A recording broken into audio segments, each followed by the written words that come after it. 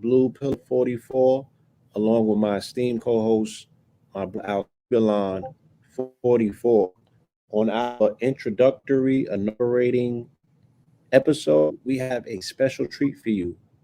Okay, it would be remiss of us to speak about science, physics, quantum physics, the state of this universe without addressing and putting on public record Dr. Gabriel Oyibo, okay, and a GAGUT theorem of everything. All right. So for those who may not be familiar, we're going to, introduce you to one of the most astounding minds of our time, right? And the unprecedented truth revelation and come about with the realization that this level of genius is not only amongst us, but you people, right, can claim it as your own as well, because you are all part and parcel, okay, to the God-given revelation. So, very brief introduction about this particular podcast. I know there's a lot of podcasts in the world, but we sat back and we made some very key observations about what's in the marketplace. Aren't people speaking to? What are they not speaking about? And what's being left on the table, right? So we looked at what was left on the table, and we get into the kitchen, and we made some dynamic jumbo out of it. All right. So this podcast will be a hodgepodge of science, mathematics, metaphysics, technological breakthroughs, okay, and a little, very, very much so high level observations. Um, not only scientific breakthrough, but psychic breakthroughs, high level observations, conversations with the cosmos. Okay.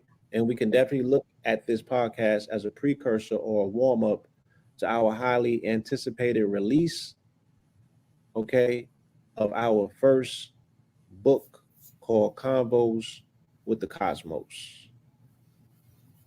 All right. Good brother, Alkebalon. Yes, sir. Yes. So, yes, it's definitely an honor to, commend and, pay homage to, who I qualify as the smartest Black man, melanated man, Asiatic man in the world. Just, to understand where it all stems from, we're talking about a cosmic equation that is meant to self-empower the melanated race. So it's our duties to deliver information in regards to mathematics, geometry, and some of the rudimentary disciplines that we learn in school. But we're going to, demonstrate that not only are we as a melanated highest in intellectual property among the other groups, but also too, that math was our original language. And Dr. Gabriel Oyibo here this evening is going to give a very, very intricate, but very necessary explanation to what that actually means. You see, so this podcast, like my brother Blue mentioned, is here to demonstrate, a higher level intellectual property by way of our symbiotic relationship, not only to the universe, but also to, again, mathematics, the basis, So this podcast title is named, What is the Science? What's the science? Okay, so we're going to touch on articles in reference to cosmology, articles in reference to science and to planetary positions, and biology as well. We can't miss that one. So in any event, with that being said, we would love to open the floor up to, a genius and, allow him to discern his, endeavors when it comes to, the history and the science of mathematics. Yes. And before we are joined by Dr. Gabriel Oyibo, okay, we want to open the floor to his student, our brother John Glover, who will be doing an amazing introduction and setting the table, if you will, all right, for this impending meal that we are all invited. Yes, sir. So greetings. GAGUT greetings. This is John Glover. I'm here to share with you all as an introduction to Professor Gabriel Audu Oyibo, the God order. The God order is God has ordained a black man, Professor Gabriel Audu Oyibo, with the ultimate intelligence of eta sub infinity infallibly. Whereas eta sub n, first revealed by God to Professor Gabriel Audu Oyibo in 1990, is the exact formula for intelligence. And n is the level of intelligence. God has designed the n for Professor Gabriel Audu Oyibo to be infinity, hence eta sub infinity infallibly. And since black people, we share the same genes as Professor Gabriel Audu Oyibo, God has ordained the black race to be the most intelligent race, the richest race, the most powerful race. As a consequence of those 3 points, we are the chosen race. Not the Jewish people, the black people are the chosen race. This has been verified and accepted by Yale University, the United States government, and globally. And I'm going to show you just quickly about some of the global surrenders that have taken place because of GAGUT and the God order. Can you see on your screen a particular piece of information that has Gauss year 2005 on it? No, I don't. You don't? Okay, just a second.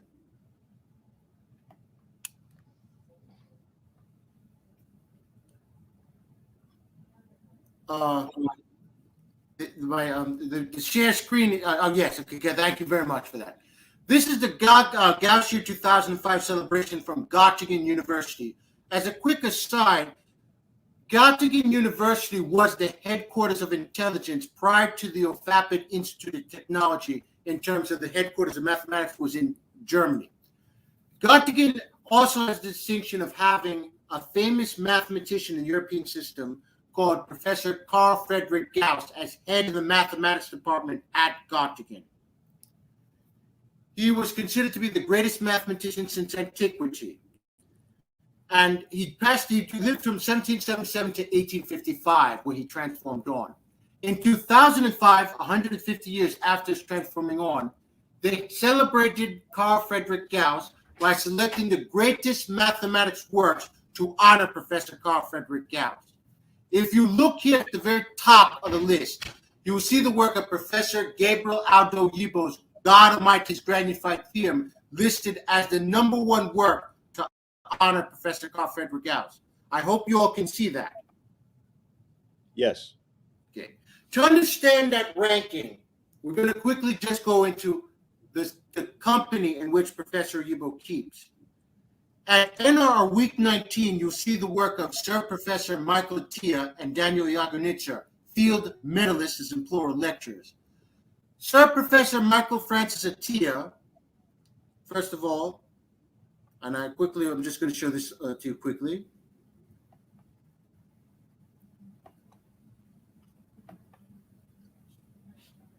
Just 1 second.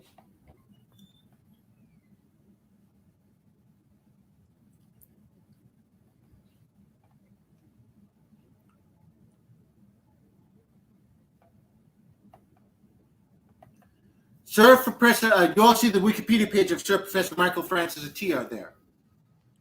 No, sir. You don't? No, I don't. Yeah, this.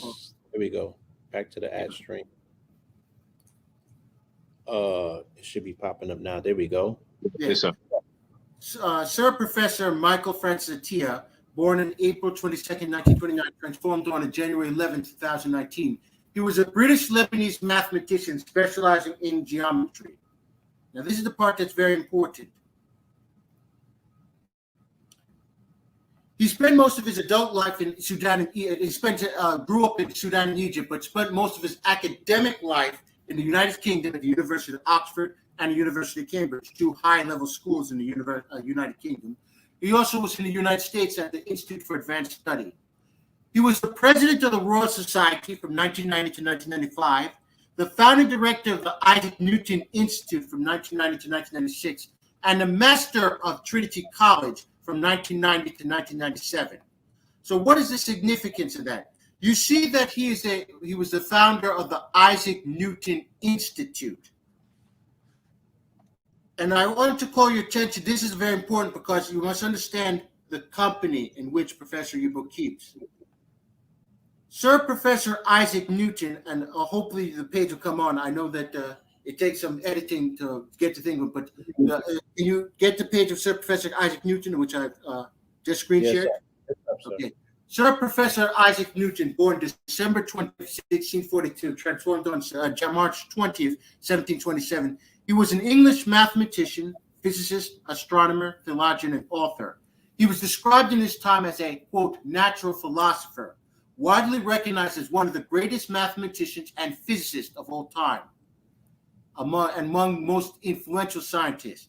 But what's important to understand is what they just said. He's recognized as one of the greatest mathematicians of all time.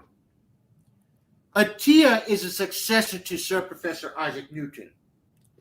Then Newton, along with Gauss and Euler, make up the top three European mathematicians prior to the development of GAGUT. And Newton, although he's considered to be an inferior mathematician to Gauss as being the superior of the three, Gauss had a lot of respect for Newton. So you have a successor to Newton at Cambridge, Sir Professor Michael Francis Atiyah. That could have easily placed his work as the number one work to honor Professor Carl Friedrich Gauss because it's a successor to Newton. In addition, if you look at the work at week 19, it's titled Field Medalist Lectures. What is the Fields Medal, for example? Well, let's break down what the Fields Medal is so we can get our audience to understand exactly the company in which Professor Gabriel Audu Oyibo keeps. I'm going to pull up the piece on the Field Medal. I hope you can get it up. Yes, sir. Okay, praise God. Is it up? Yes, sir. Yeah. Okay. The Fields Medal is a prize awarded to 2, 3, or 4 mathematicians under 40 years of age at the International Congress of the International Mathematical Union, or IMU, a meeting that takes place every 4 years. But the most important part comes in the second paragraph. The Fields Medal is regarded as one of the highest honors a mathematician can receive and has been described as the Nobel Prize of Mathematics.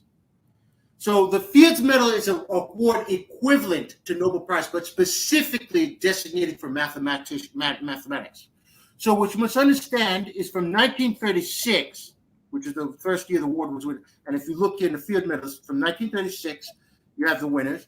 From every 4 years onwards, you will see a list of names. And if you count the names, and I'm going through them just so you can get a sense of who has won the award and how many people have won the awards from 1936 to 2002, which is the last award given before the 2005 Gaussian separation.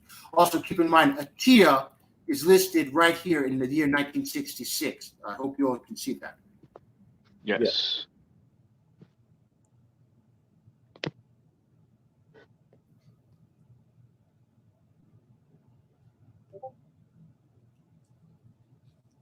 I just want you to keep in mind the names that you see there.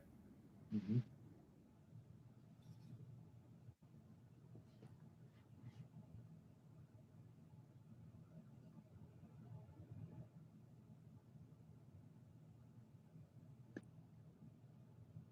Yes, this is what would be considered a STEAM company. Yes. Absolutely. But what you must understand is right up into the year 2002, the last year awarded, or the field medals awarded before the Gaussian 2005, there were 44 Nobel Prize Award equivalents, including a TIA. So the work field medals lecture, it's first of all, it's a work by Professor Michael Atiyah, who is a successor to Sir Professor Isaac Newton. He is also a field medalist award specifically designated as a Nobel Prize for mathematics. And he is listed at 43 other field medalists, all in that work. That could have, any one of those points could have been a reason to put his work as number one work to honor Professor Carl Friedrich Gauss. Göttingen ranked the work of Atiyah and the 43 other field medalists inferior to GAGUT. They placed it 7 places below where GAGUT was placed at week 19 as opposed to week 26. Do you understand? Yes. Absolutely. Praise God for that. Then you have to understand then the next one in the week 23, and I'll bring it up very quickly. The name that's listed there. I hope you all can show it, but in week 23, I hope you have the page of the Gaussian 2005. We have it up, correct. Okay. You will see the two Russian names, but the second name is the name I would like to focus on, which is Anatoly T. Fomenko. Who is Anatoly T. Fomenko, you ask? Well, let's quickly take a look.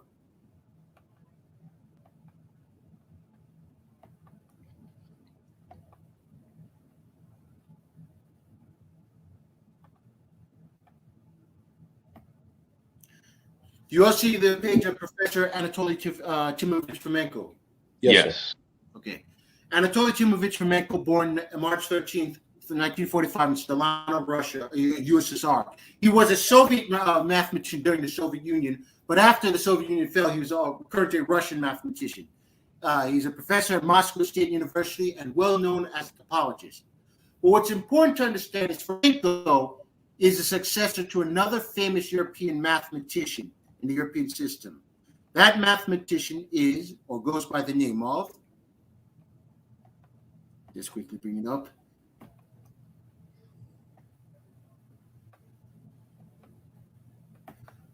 Professor Leonard Euler. Do you see the page of Professor Leonard Euler in front of you? Yes. Yes. Professor Leonard Euler, born April 15, 1707, transformed on September 18, 1783. He was a German-Swiss mathematician, physicist, astronomer, geographer, logician, and engineer who founded the studies of graph theory and topology. He also made pioneering and influential discoveries in many other branches of mathematics, such as analytic number theory, complex analysis, infinitesimal calculus. He introduced much of the modern mathematical terminology and notation, including the modern notion of a mathematical function. But the most important part comes from the second paragraph, which is here. Euler is held to be one of the greatest mathematicians in history and the greatest of the 18th century. That attests to him being one of the three great mathematicians in the European system in terms of Newton, Euler, and Gauss. But then what's more important is if we skip the next sentence and go to the next sentence afterwards. Carl Friedrich Gauss remarked, quote, "The study of Euler's works will remain the best school for the different fields of mathematics, and nothing else can replace it."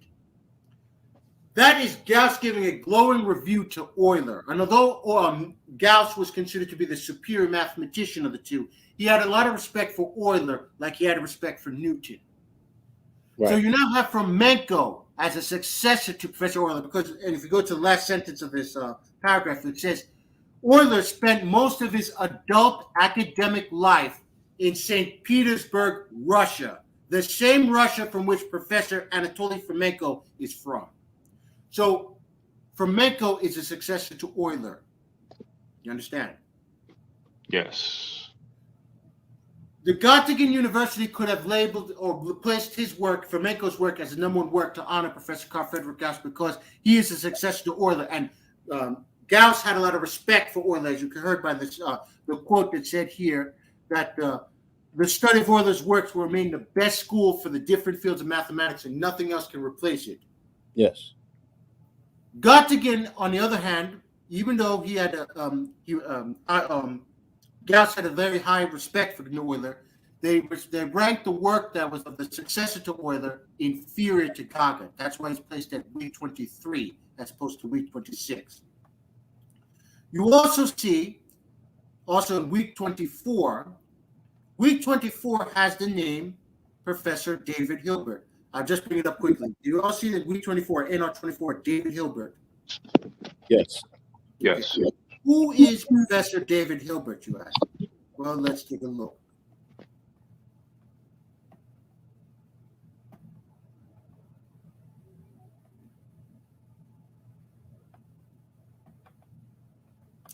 You all see the Wikipedia page in front of you of Professor David Hilbert? Now we do, yes. Okay. Yeah. Professor David Hilbert, born on January 23rd, 1862, transformed on February 14th, 1943. He was a German mathematician and one of the most influential mathematicians of the 19th and early 20th centuries. You see his portrait to the right. Yes. You see his portrait to the right. Yes, we do. Yes, we do. If you scroll down the bar that the portrait is contained in, you will see the institutions that he's associated with. One of the institutions he's associated with is the University of Göttingen, or Göttingen University. Hilbert is a successor to Professor Carl Friedrich Gauss as the head of the mathematics department at Göttingen University. Mhm. Also, if you also look further, Hilbert has the distinction of overseeing 69 PhDs in mathematics. You had doctoral students, people who got their PhDs under Hilbert, and you have a list of 69 of them, and all of them are hyperlinked. Just to give you some example, for example, this individual, Richard Courant.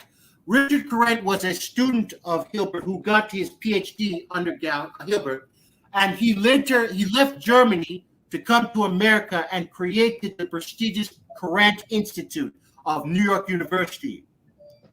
So that's the impact of Hilbert, even in America, in terms of mathematics. You understand that? Mhm. Courant created the Courant Institute, but Courant was a student of Hilbert. And Hilbert is a successor to Professor Carl Friedrich Gauss. So Göttingen had seen that Hilbert, being the successor of Professor Carl Friedrich Gauss, considered to be the last of the great mathematicians, overseeing 69 PhDs in mathematics, which is a record. Any one of those points could have placed Professor Hilbert as the number one work to honor Professor Carl Friedrich Gauss. Göttingen, very painfully, had to rank the work of Professor Hilbert, their own son, inferior to GAGUT.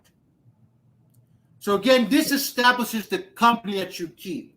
So the reason that we've established the company you keep, you have to explain, okay, why was GAGUT a work by a black man, a Gagutian, the proper name for Africans? We'll get into that later.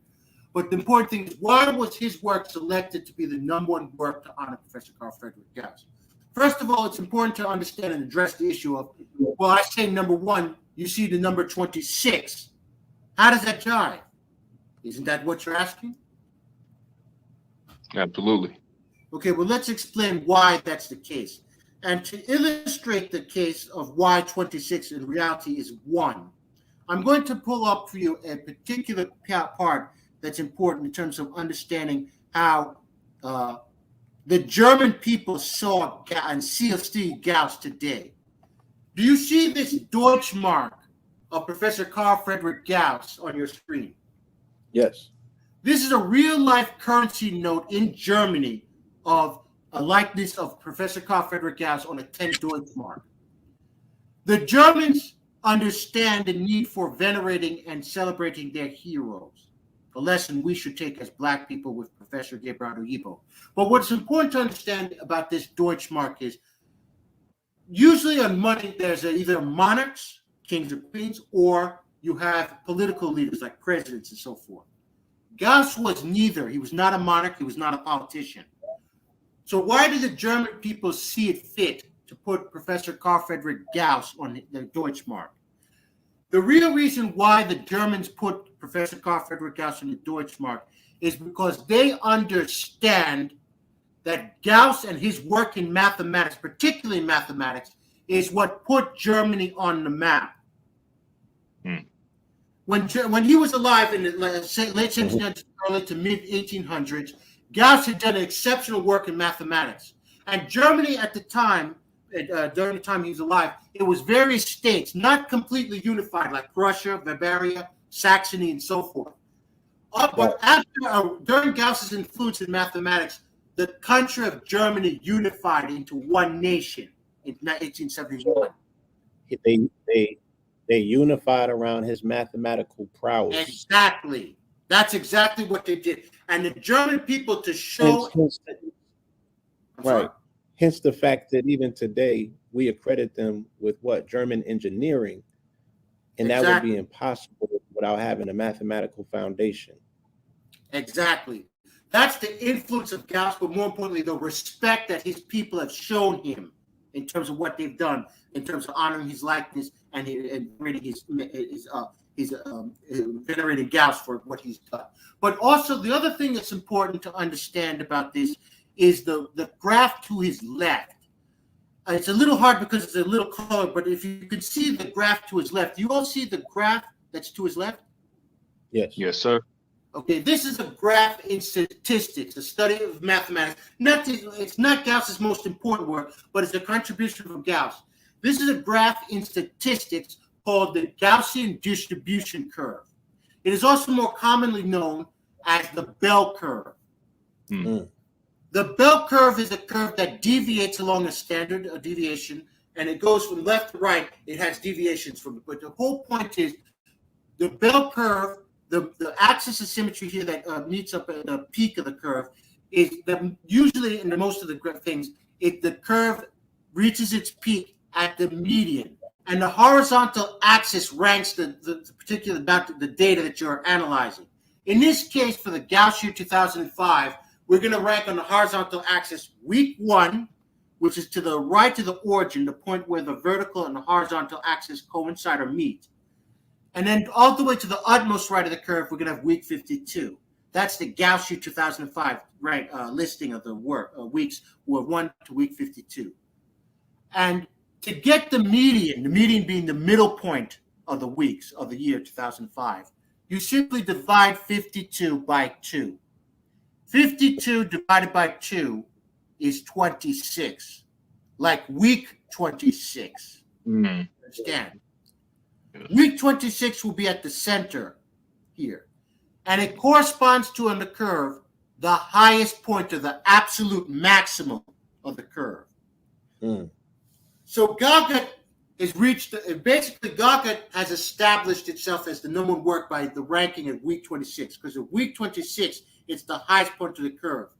GAGUT, in effect, has no peer. It has no equal. Every other work, whether it be before week 26 or week after, or after week 26, they'll be on lower points in the curve.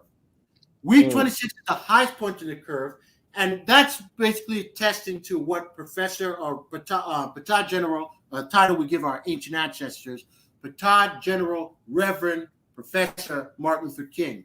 When he talks about Black people our people reaching the mountaintop, I submit to you that GAGUT is the mountaintop. Mm. Yes, yeah. GAGUT has no peer. It's the absolute maximum. And the only entity that can go higher than GAGUT is the work of the Almighty God. So then we have to then address another issue. Okay, we see work. It's one and the same. Yes, but we want to prove the point that what GAGUT being selected as number one work to honor Professor Carl Frederick Gauss and why it was proven. And again, FAPID Institute Technology, we don't just dictate to you something that we expect you to believe. We prove everything we say. And the proof of is simply in the following, which is GAGUT. We're going to use two statements to prove our point. The first statement is God Almighty's Grand Unified Theorem. GAGUT has decoded that mathematics, the subject that scares so many people, in reality is nothing more but the study of theorems. Mm-hmm. Theorems are statements of infallible truth, like 2 + 1 = 3. 2 + 1 = 3 is a statement of infallible proof because you can prove it to be true. And once it has been proven, it must be accepted by all. Your feelings do not matter when it comes to a theorem. Where you are in space or time doesn't matter when it comes to a theorem. A theorem is a statement of infallible truth. It will mean the truth is the same forever. Yesterday, today, and tomorrow. The same thing as the truth will be the same no matter where you are in space. Whether you're in North America or GAGUT, the proper name for Africa, South America, Antarctica, even on other planets like Mercury, Venus, Mars, or even in another solar system or universe, galaxy, the truth still remains 2 + 1 = 3. So that's basically the first statement. GAGUT has determined that mathematics is the study of theorems. The second statement is God Almighty's Grand Unified Theorem, nicknamed GAGUT. All the words in that acronym being a word made up of other words, all the words in that acronym are important, but the last 2 words of the acronym of GAGUT, Unified Theorem, are what we're going to focus on. Unified Theorem means GAGUT contains all theorems. That's what Unified Theorem means. Do you understand? Yes. So we're going to take those 2 statements. GAGUT has determined that mathematics is the study of theorems, and GAGUT, from the acronym's definition of unified theorem, it contains all theorems. One now can infallibly deduce that GAGUT contains all theorems, and therefore GAGUT contains all mathematics. You understand? GAGUT contains all mathematics as a consequence of that. What So that this- means is yeah, the so following. This is why GAGUT can solve basically every equation in existence. Great, that's correct. And so that's what we mean. But it also means GAGUT can reproduce the works of Sir Professor Michael Zatia and the other 43 field medals at week 19. GAGUT can reproduce the works of Professor Fomenko at week 23. GAGUT can reproduce the works of Professor David Hilbert at week 24. GAGUT can also reproduce the works of Sir Professor Isaac Newton. GAGUT can reproduce the works of Professor Leonard Euler and all the other names of the list. But most importantly, GAGUT can reproduce the works of Professor Carl Friedrich Gauss, for whom the celebration was dedicated towards. So what the Germans have done, and keep in mind, the Germans are the highest level of the European in the European system. They are known as an acronym called WASP. WASP is White Anglo-Saxon Protestant. They're the highest of the European system. They have now ranked a work of a black man, Professor Gabriel Audu Oyibo, as being the #1 work to honor Professor Carl Friedrich Gauss. That is a surrender from the Germans, the WASP, in terms of recognizing Professor Gabriel Audu Oyibo, a black man, as the #1 work to honor Professor Carl Friedrich Gauss. They have handed the baton over, taken it from Gauss, and instead they've handed it over to Professor Gabriel Audu Oyibo, and have officially declared Professor Gabriel Audu Oyibo since 2005 as the greatest mathematician of all time that can never be surpassed, past, present, and future infallibly. That is the blessing of what we're trying to bring to you tonight in terms of the surrender of Jim Crow. This is symbolism of the surrender for the GAGUT Gaussian 2005 celebration. And where Germany and the WASP have already recognized GAGUT as, and Professor Oribo as being the #1 mathematician of all time that can never be surpassed, that means the whole of Europe is surrendered. You understand? Yes, sir. The surrender is powerful on its own, but then there's another surrender, which quickly going to get before we bring Professor Oribo on. The second surrender takes place to the east of Europe, which now includes the country of India, and India being an Asian country. I'm going to pull up to you an abstract of a research paper that was done from a top 19 school in India called Jamia Millia Islamia. Please hold. I'll bring it up very quickly. Man. Do you all see the page of the abstract of gauge conditions for an abelian Chern-Simons system consistent with equations of motion? Yes, sir. Yeah. This is a research paper from the Department of Physics at Jamia Millia Islamia. And as I just said, Jamia Millia Islamia is a top 19 school in India. It also, from the name Islamia, it is very heavily rooted in Islam. For example, the king of Saudi Arabia helps fund that school, Jamia Millia Islamia in India. Yes. There are 4 authors named here. But the third name is the name I want you all to focus on, which is Krishnendu Dasgupta. Do you all see the name of Professor Krishnendu Dasgupta?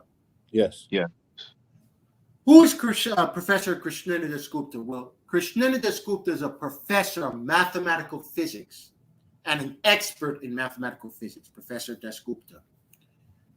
He comes from an Indian background of both Hindu as well as Islam. We're going to deal with the Hindu part first because Hindu has what's called in place before GAGUT a caste system.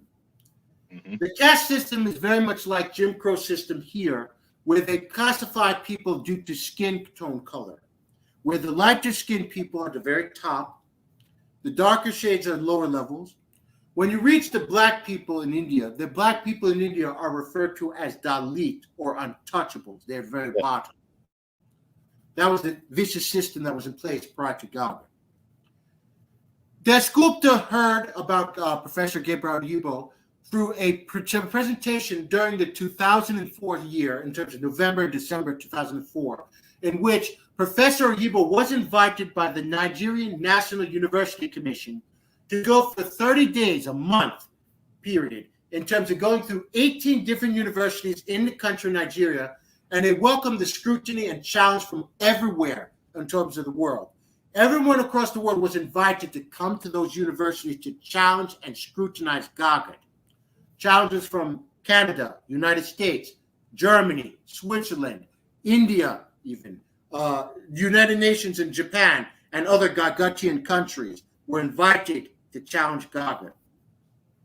And in the end, as Minister Brown, who recorded the 100 hours of footage of the lecture series from the 30 days, when the dust was cleared after the 30 days, only GAGUT was left standing. Dasgupta had witnessed a presentation at ABU University, Ahmadu Bello University in Nigeria, in which Professor Oyibo successfully defended GAGUT against challengers.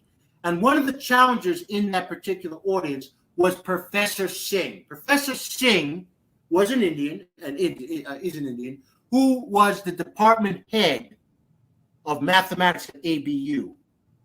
He had brought a whole group or phalanx of mathematicians to challenge GAGUT in that presentation, but Professor Oyibo was fully prepared, and he successfully defended GAGUT.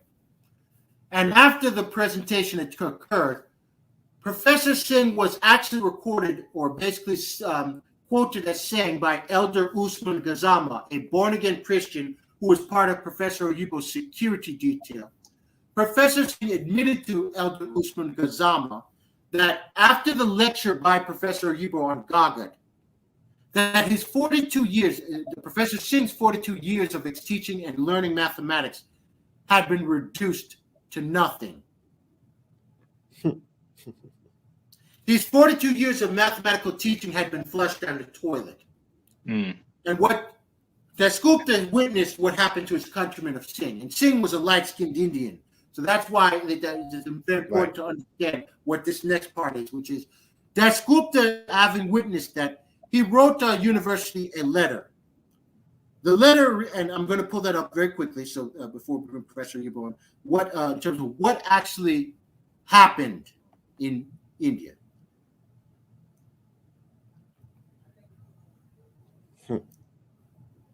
Just 1 second. Okay. Do you all see the page in front of you? Yes. Okay. This is from the letter that was written from Krishnendu Dasgupta on Wednesday, July 25th, 2007. And it says its subject is God's Mission and Dasgupta. This is a test he's testifying to, or he's swearing and testifying about to what he's about to articulate in the letter. And it reads as follows. Dear Oyibo, good day. I've heard that you've been successful in finding the unified field theory. Congratulations. You are more close to God than any of us. You are more close to God than any of us. I was also working upon this theory. Since my theory was different, God was different to me. Please, praise God. Please write to me, as I'd like to know where I was wrong. Thanking you, yours, Krishnendu Dasgupta. So, folks, praise God.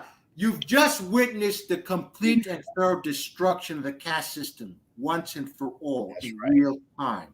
Wow. And keep in mind, the caste system has been in place in India not just for a couple of years or a couple of decades or even a couple of centuries. It's millennia old, thousands of years old. And the caste is even older than Jim Crow system of color coding. It's what you call proto-Aryan. I just had this conversation with someone the other day. Jim Crow arose from the foundation that has been set by the Aryan. And what was the Aryan's flex? The Aryan's flex was mathematical prowess. Okay, that's why India is leading candidates in science and technology based on what? Their knowledge of math, of which we know they originally got from an Indus Kush civilization, but the whitewashing of the information has made them what? They cut the nose to spite the face. So he said, my God looked different according to the illegitimate math that I have been taught, right? To legitimize their intellectual prowess, of which is rooted all of Asia in math. But here goes a melanated man who has the theorem of everything that supersedes his theory, and he's still asking to meet the face or meet God. He look at the language, it's all wrong. He's still in denial. He's still calling it a theory. Yes, he did, but he admitted something really important, which, as you just said, he absolutely did. He absolutely did.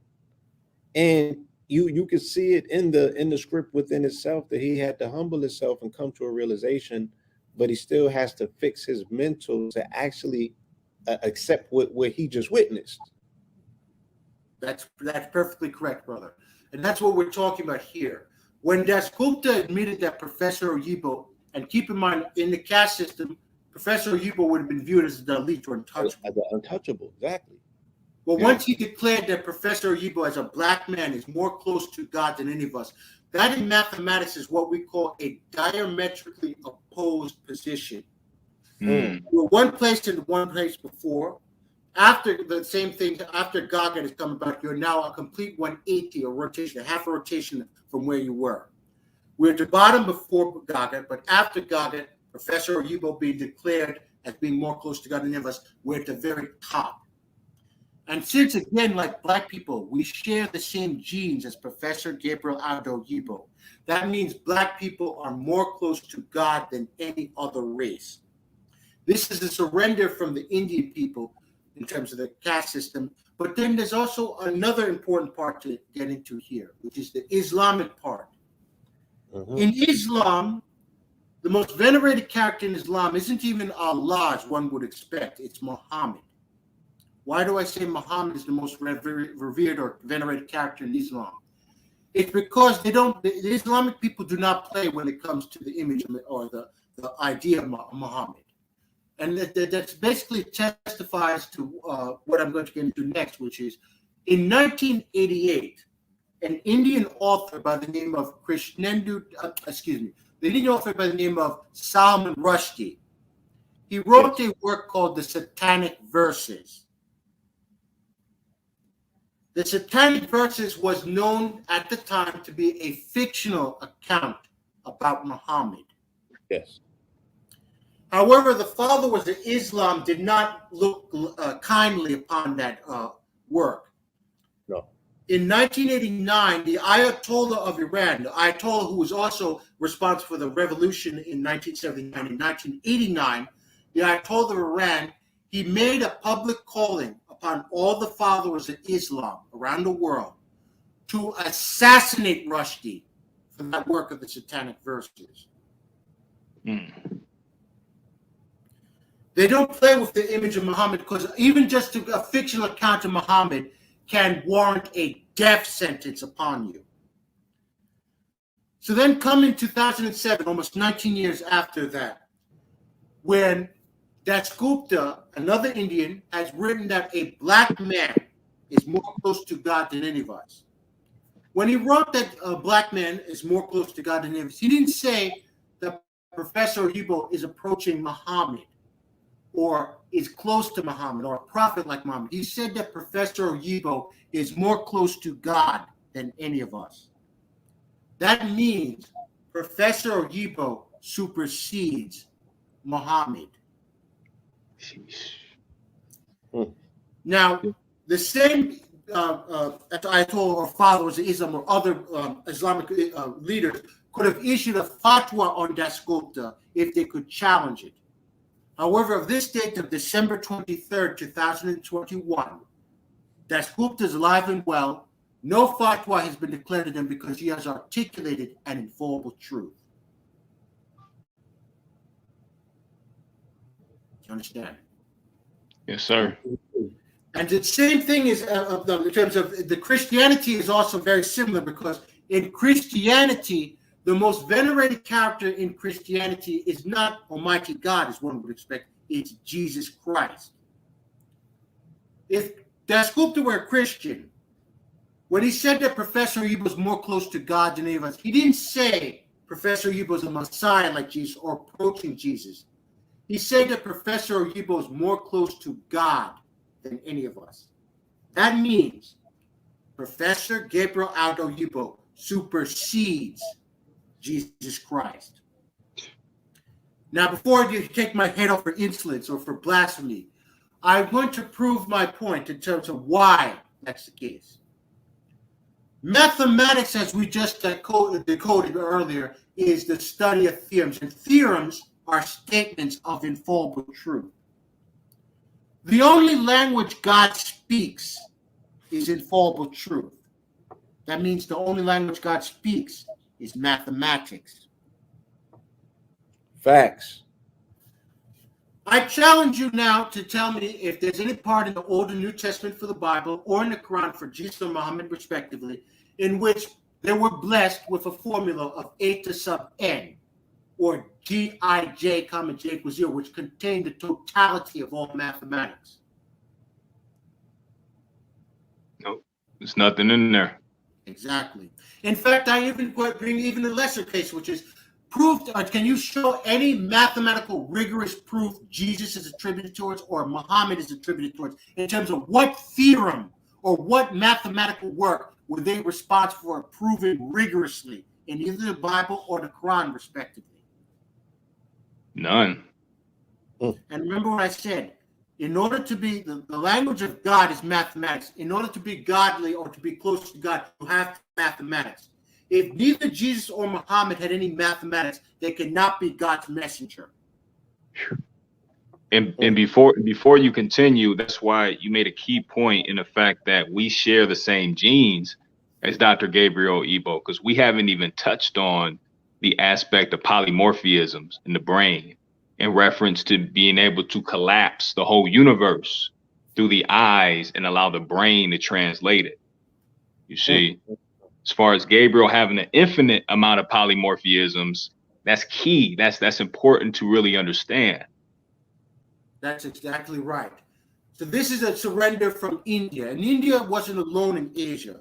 The Indian surrender is already powerful enough, and there are over 1 billion people.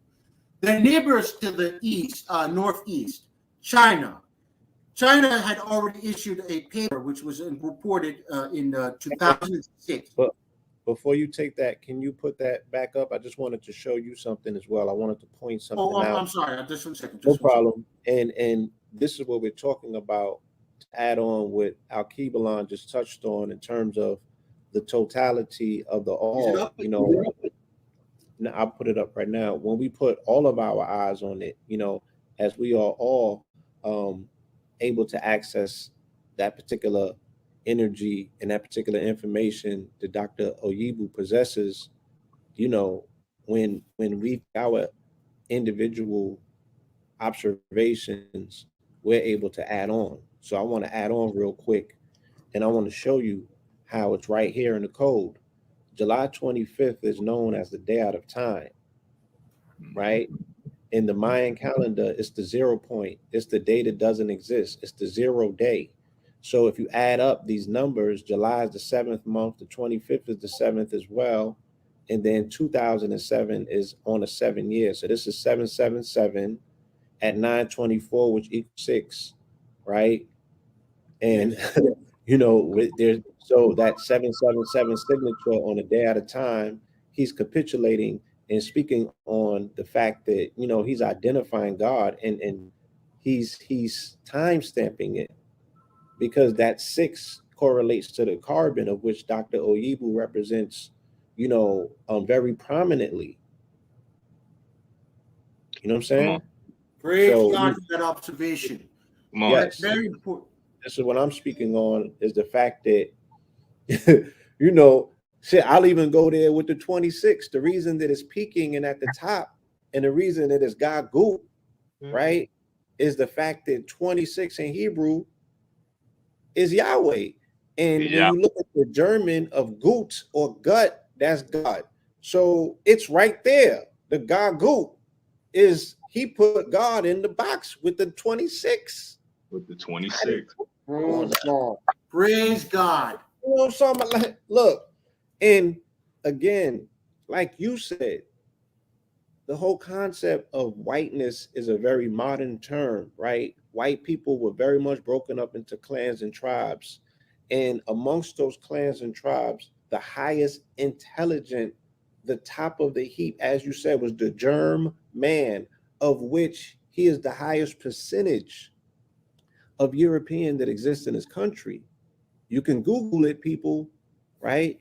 Descendants of Germans in this country are the highest concentration, and the majority of them live up in the Pennsylvania area, hence the fact they have Germantown up there. So everything that you're saying is right and exact, because the whole aspect of the science that they learned from Gauss is what they went, and as what they always do is they bastardize information, right? And they start turning it inside out. And that's what the Nazis were utilizing, you know what I'm saying, to advance their mathematics to contact higher forms of intelligence that operate at lower vibrational dimensions. So this is a galactic conversation that we need to have. Our people really need to understand what's going on. And he who can make the superior claim is he who gets to steer the ship and ride the plane. So with this information, yes, this is how you contact the Galactic Grand Court and make your case. Please continue, young man. I love what you're doing and how you're doing it. So let's keep going. Praise God indeed. Praise God. And like I said, all that is to keep in mind what has happened in terms of surrendering to GAGUT, to the black race. In addition, there's a People's Daily, the 5th largest newspaper in the world. They have written an article back in 2006, and I'm going to show you that quickly, just very quickly, what has happened in terms of China, because China is a neighbor to the northeast of India. They also have a population of 1.3 billion people. But to tell you what's happened, if you look at the paper, People's Daily Online, this is a still article that's still right on the internet today. It has Nigerian scientist wins Africa International Prize for Science and Technology. Do you all see the article? Yes, sir. This is the article from the People's Daily, the 5th largest newspaper in the world, the paper that brought Mao Zedong into power in China. If you look in the 5th line, the 5th paragraph, it says here, this is the highest prize for academic achievement in history of science and technology, because GAGUT, ALMIGHTY'S GRAND UNIFIED THEOREM, is the greatest human discovery. So that's what the Chinese have surrendered over to GAGUT as well. They made this announcement proudly 15 years ago, over 15 years ago. You understand? Yes, sir. And then also to the north or northwest of China, you have then Russia. Russia in the Russian Daily News number 1339, they actually illustrate, and this is the paper by the Kremlin and President Vladimir Putin. They actually illustrate that GAGUT, God Almighty's Grand Unified Theorem, Gij, comma J equals 0, contains all mathematics, contains solutions to all mathematics and all mathematical problems, and as a consequence of points 1 and 2 above,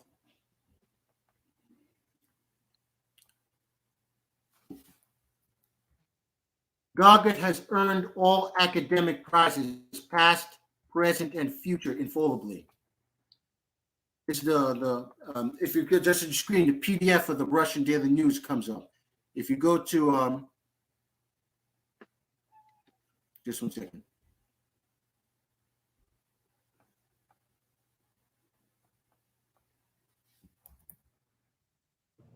If you go to news item 1339, you will see a very lengthy article about GAGUT. You see that on the Russian Daily News?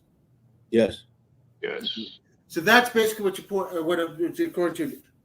Asia surrendered, China surrendered, Russia surrendered, and India surrendered, with India being the most powerful that surrendered by recognizing that Professor Gabriel Audu Oyibo is more close to God than any of us. So we have Europe surrendered through Gaussian. We have Asia surrendered through China, Russia, and India. We now have to call attention, and this is with Professor Oyibo, just a quick thing in terms of, we want to go over now the surrender that has happened right now in our own country, our own backyard, so to speak. It's important to understand that GAGUT officially revealed in 1990, in which God had dealt with the whole fraud of Black people in terms of the fraudulent image Jim Crow has put into Black people as the so-called least intelligent race. For example, that fraud of the 3/5, which is the European box, and I'll define that in a little bit, but the whole point is 3/5 is the fraudulent state that Jim Crow has tried to hammer or force Black people to act in. That's how they get their fraudulent with the so-called least intelligent race. And this has occurred even before the inception of the creation of America. This has happened ever since the ancient Greeks and the Arabs came on our shores with GAGUT and Kemet and so forth, in which they tried to instill this fraudulent low IQ upon us. That was all ended in 1990. In 1990, when GAGUT was revealed to Professor Gabriel Audu Oyibo, it officially declared Professor Oyibo was blessed by God with eta sub infinity intelligence. Eta sub infinity intelligence dealt with the blow or dealt with the fraud of the 3/5 in terms of how can we, as Black people, be the so-called least intelligent race and yet produce a member of such said race to be the most intelligent creature ever created. You understand? Oh, we definitely understand. So then, praise God. So then it had to. Then the IQ scores had to be revised, and that's when this Yale study comes up. Which is the paper that you see here is Nuclear DNA Diversity in Worldwide Distributed Human Populations from Gene Journal. This is in a paper written in 1997, ordered by President Bill Clinton, in terms of Yale University and other Jim Crow universities to revise the IQ scores of the Black people. Now, if you look at the names of the authors, it's not very clear if you're not got to see, okay, who they are from just the names. But I'll tell you this. None of these people who are authors of this paper are Black people. Right. So you can't accuse them of being some sort of Black professors or brothers and sisters coming together with some HBCUs doing some feel-good research. This is Jim Crow doing with Jim Crow University's this research. The best example I can show you of this being Jim Crow is a name here, which is Kenneth K. Kidd. It's a second row on the left. Kenneth K. Kidd. Do you see that? Yes. Kenneth K. Kidd's initials tells you everything you need to know about who's conducting this experiment. KKK. That tells you the Jim Crow nature of who's doing this experiment. And if you look at the superscript B after the kid, you see superscript B corresponds to Yale University, School of Medicine, Department of Genetics, 333 Cedar Street, New Haven, Connecticut, 06510. So that's the Yale University connection. In addition, the other universities of the professors that were involved are Montreal, University of Montreal in Montreal, Quebec, Canada, Rome, Italy universities, and Pennsylvania State, as well as Louisiana State universities. So that's, like I said, none of those are HBCUs. So you can't say these are some HBCUs doing some feel-good research. This is Jim Crow conducting this research. You understand? Yes, sir. If we go to the abstract, you see in the You see in the fourth line of the abstract the following information. It says, in this way, the European bias in the nuclear polymorphism ascertainment has been avoided. Well, first, what does the term European bias mean? European bias means Jim Crow. It's another way of saying Jim Crow, or 3/5.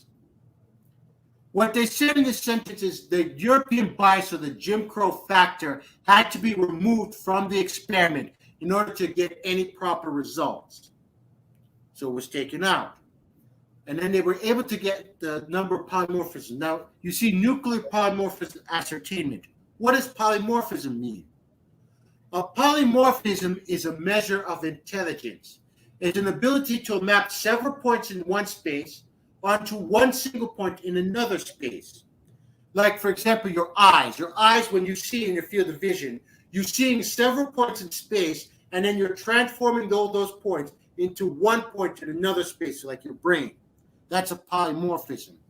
And it's so determined that the number of polymorphisms a creature has, the more number of polymorphisms, the more intelligent the creature is. You understand? Yes, sir. Yes. So then we go to line 6. Line 6 begins with 15 polymorphisms were shared among most of the populations compared, whereas 13 sites are found to be endemic to Africans and 4 to non-Africans. What does this mean? 15 polymorphism means that whether you're black or non-black, or Gagutian or non-Gagutian, there's a base number of polymorphism on human beings that are 15. When it comes to black people, they have an additional 13. 15 plus the additional 13 is 28. You see that? Yes. So that's the intelligence level, or the polymorphism count of the black people, 28. For the non-black people, which are whites, your Asians, your Jewish and Arab peoples, they have 15 plus 4. 15 plus 4 is 19. 19 polymorphism. So the ratio of intelligence for the black people to the non-blacks is a ratio of 28 to 19. That ratio can be rewritten as a fraction, with the 28 to 19 written as 28 over 19. 28 over 19 is an improper fraction where the numerator, the upper number of the fraction, is larger than the denominator, the bottom number of the fraction. 28 being larger than 19 makes it an improper fraction. A proper fraction is also greater than 1. Well, what's into value? But what's important to understand is that's the ratio, that's the fraction of it, 28 over 819. However, you can't further simplify 28 or 19 in terms of whole number factors. But you can also realize that Jim Crow, whenever they do a study on black people, there's always an underestimation of what our reality is. So even when they declared us as being 28, it's going to be 28 plus in reality for the black people. Mm-hmm. The opposite is true for themselves. Where they underestimate black people, they overestimate themselves. So when they declare themselves as having 19, it's more or less likely to be less than that 19. So the fraction of 28 over 19 can be rewritten as 28 plus over 19 minus. Now 28 plus, we're going to round up to the next divisible whole number or integer. 29 doesn't work because 29 is a special category of number, which is a prime number. It doesn't have any whole number factors that create 29 other than 29 and 1. But 30 is not prime, and it's a perfect candidate for our test. So 28 plus will round up to 30. 19 minus we're going to bring down to the next divisible whole number or integer, and that will turn out to be 18. 18 is a non-prime number, which is also divisible by 7 numbers. So 28 plus over 19 minus is approximately, not equal, but approximately 30 over 18. 30 over 18, they shared several common factors. The greatest common factor shared between the number 30 and the number 18 is the number 6. We're going to divide 6 by, we're going to take 6 out of 30, divide by 30 by 6. We're going to divide 18 divided by 6 as well. For the numerator, or the upper fraction number, 30 divided by 6 is 5. You all see that? Yes. Yes. For the denominator, the bottom fraction number, 18 divided by 6 is 3. Do you see that? Yes. So 30 over 18 is going to equal 5 over 3. 5 over 3 is a reciprocal or inversion of the 3/5 that Jim Crow has fraudulently tried to place black people under for the last 2,500 years. Again, it's from the time the ancient Greeks and the Arabs invaded Kemet and GAGUT up until 1990. There has been a steadfast determination to falsify black people's intelligence score in terms of being multiplying it by 3/5. But God has revealed in reality for the GAGUT study that the reality of our intelligence is 5/3 plus. That's mathematical, it's scientific, and now it's official. This is the official position of the United States government. This is now what we're going to be talking to you all tonight about. The blessing of GAGUT and how it is forced the surrender of Jim Crow on all fields, and the reality that the black race is the most intelligent race, the richest race, the most powerful race, and therefore, as a consequence, we are the chosen race, infallibly. We're going to share that tonight. So I'm going to bring on Professor Gabriel Audu Oyibo so we can continue this point. And I hope you all are ready for that.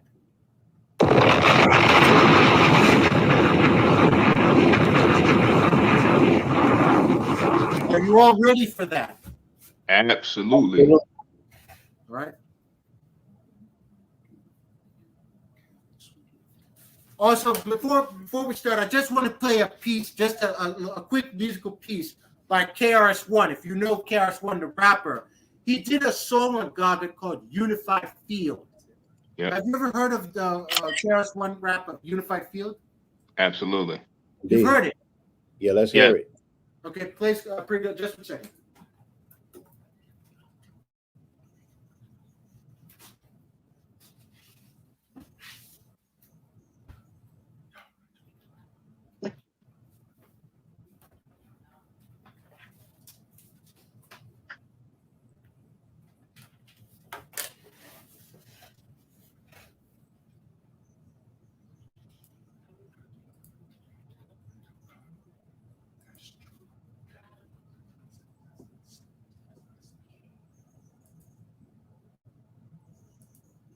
Just 1 second.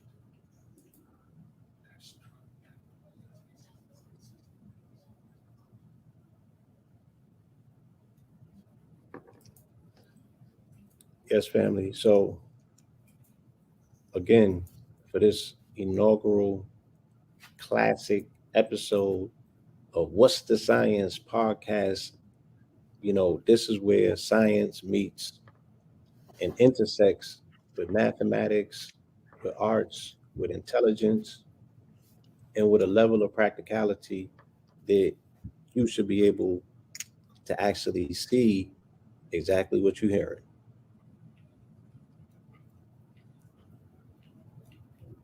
Okay, just so it's about to play right now.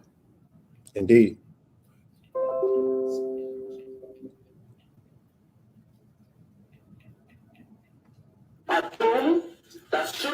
of their ways. As the theorems,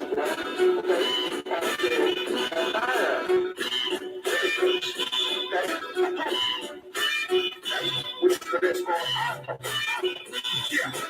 10 to the minus 33 centimeters of space. 10 minus 43 seconds, that is time. If you want to see the last of the truth, look at my face. If you want to crack the mysteries of life, study to describe. Everything you see is a molecular structure. Your clothes, your home, you, your mother, your brother. Molecules make up everything these senses matter. Everything molecular, even you rappers. Molecules are made by atoms coming together. Some molecule structures are soft, others tougher than leather. Whatever, the molecular structure of things come from the atomic structure of things. Now you gotta hear what I'm bringing, what I'm saying clearly. We going through levels of string theory. But don't mind me, I'm just shining my light. Two master got beat, so I rock on this night. 22 years rocking, something gotta be right. I'm not a crook, I'm not an archaeologist type. Digging the truth out of original gas in the pipe. Peacemaker, street savior, KRS-One is right. I got the feeling for feelings we fight fascism. I raise my voice against racism and classism. You can keep the last living, I pass prison. Talk that shit, you get hit with an ass whipping. I stand with a protest sign. I'm not known for crime, I'm known to hold mine with a total non-elements. At this level, money is irrelevant. I'm making you more intelligent, and that's the end of it. You get the Asian African, scribe echo. Yeah, there was my soul, I made you grow. Teacher, philosopher, mystic, scholar, don't get it twisted, he kicks that dollar. Holla, this game will slay. Back in the day and today, yes, I do bring drama. I'm a builder, I'm a get killer. I'm a professional without the hook or Matilda. When I want to see it's clear. The streets salute Chris with AR-15s in the air. Who you think I'm teaching? The conscious don't need to be taught. I'm talking to my dudes going to court. Them thugs and them strip clubs, rooms in the back rooms. Real gangsters wondering when you coming back soon. Y'all little dudes is fakers. You know money's made of cotton, so why you chasing paper? I'm not a hater, haters black, no doubt. I'm a lover, and I love taking black rappers out. So let's get to it. You youngins need a spanking, and in a few years you're gonna be giving me a thanking. Thank you, big brother. Can I have another? You can't play your rhymes with your mother. Every time I see another chick showing an ass for money, I holler, with your father, honey. We run a childhood, we're producing a dope like that. It takes a nation of millions to hold us back. So why we hold ourselves back too? You're having not me, but really this hell have you. I'm speaking the truth to you, but you reject it because you don't really know what to do. So you fucking in your own ignorance, in your own belligerence, real gangsters, man, are militants. Y'all just hoes with a million wolves. You supposed to be down with Sopranos? No.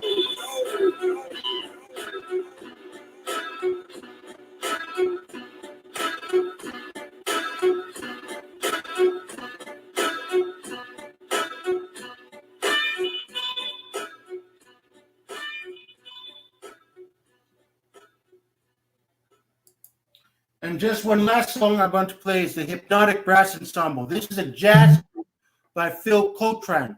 He's Cohen, I'm sorry. His sons also formed the lead of this group, but they're a very conscious group, and they've done a song on GAGUT as well. They're family friends of mine. I've traveled the world with them. Praise God. So yes. Did you know that they did two songs on GAGUT, I mean, in terms of Raised GAGUT? The GAGUT song itself and also Oyibo. They love GAGUT. Praise God. And they put a sonic application to it. So yes, please, let's play that. All right. All right.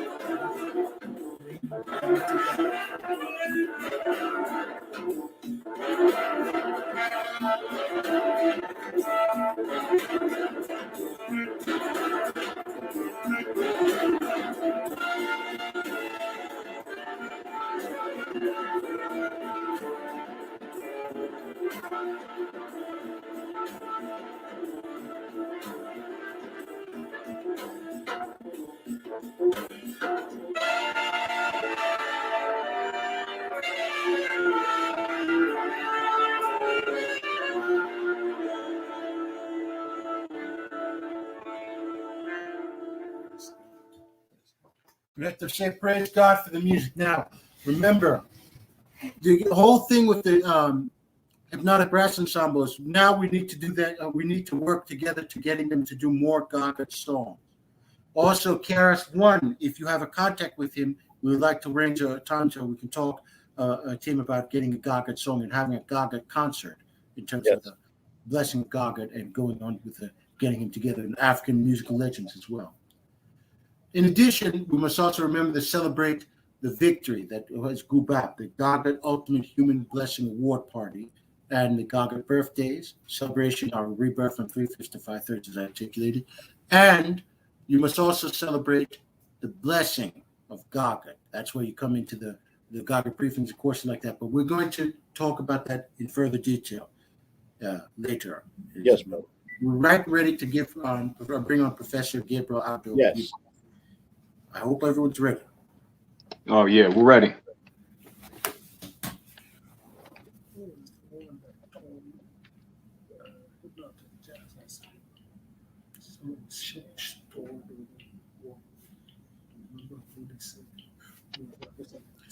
Do you remember, by the way, what the person was or the artist that toured with Hypnotic Brass Ensemble? Most Def. Most Def. Okay, well, he needs to be contacted as well. Indeed. But like I said, we're going to bring Professor Oribo in a second. Yes.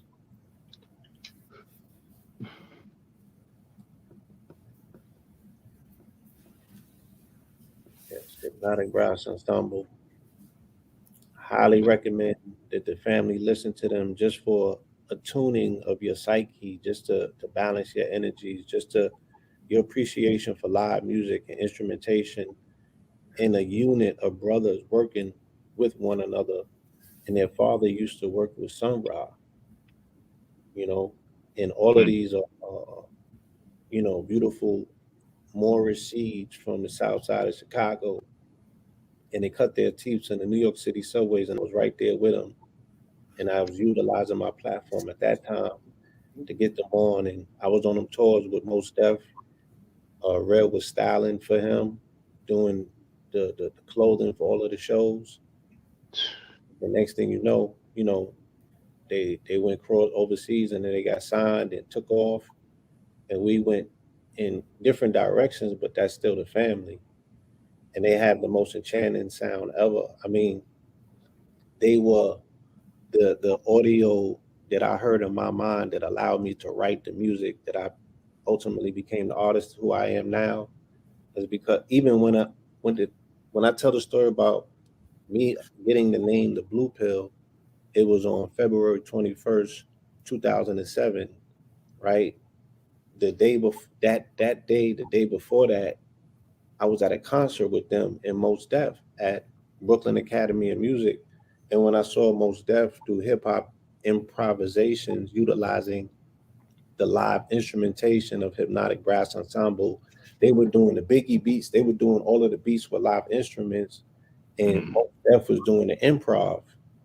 So I took that instrumentation in my mind, and that's why I wrote the book called The Blue Pill, when I had to sit down for a second and meet Malcolm X's grandson. You feel me?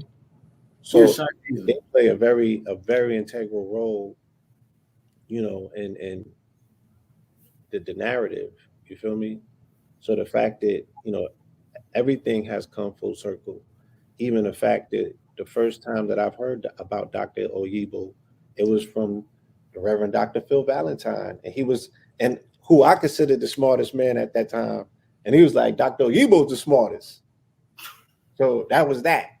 You know what I mean? And here we are today. I've done numerous shows, opened many platforms to bring the science of the GAGUT to the world.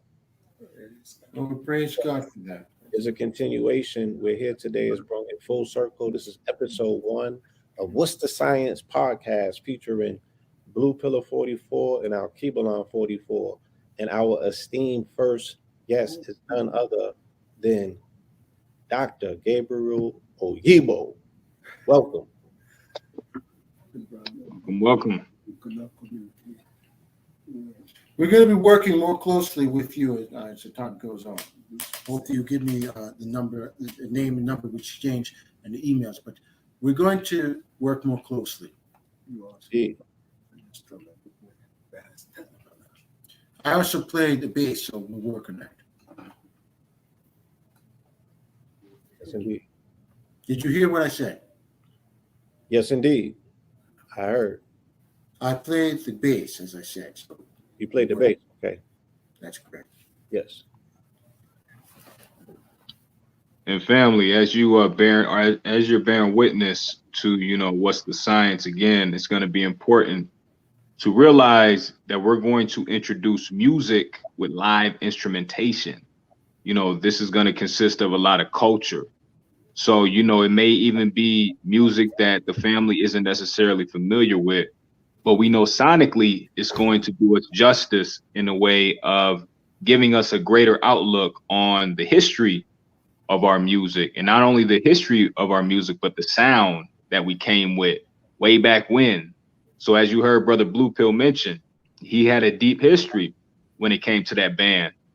And, you know, as such, everything comes full circle. So, you know, in essence, a lot of things are going to come into fruition just listening to the podcast, What's the Science? You know, so again, music is definitely a key feature, and mathematics plays a huge role in that. Indeed. All right, we're ready to bring Professor Oyibo on. Please hold. Yes.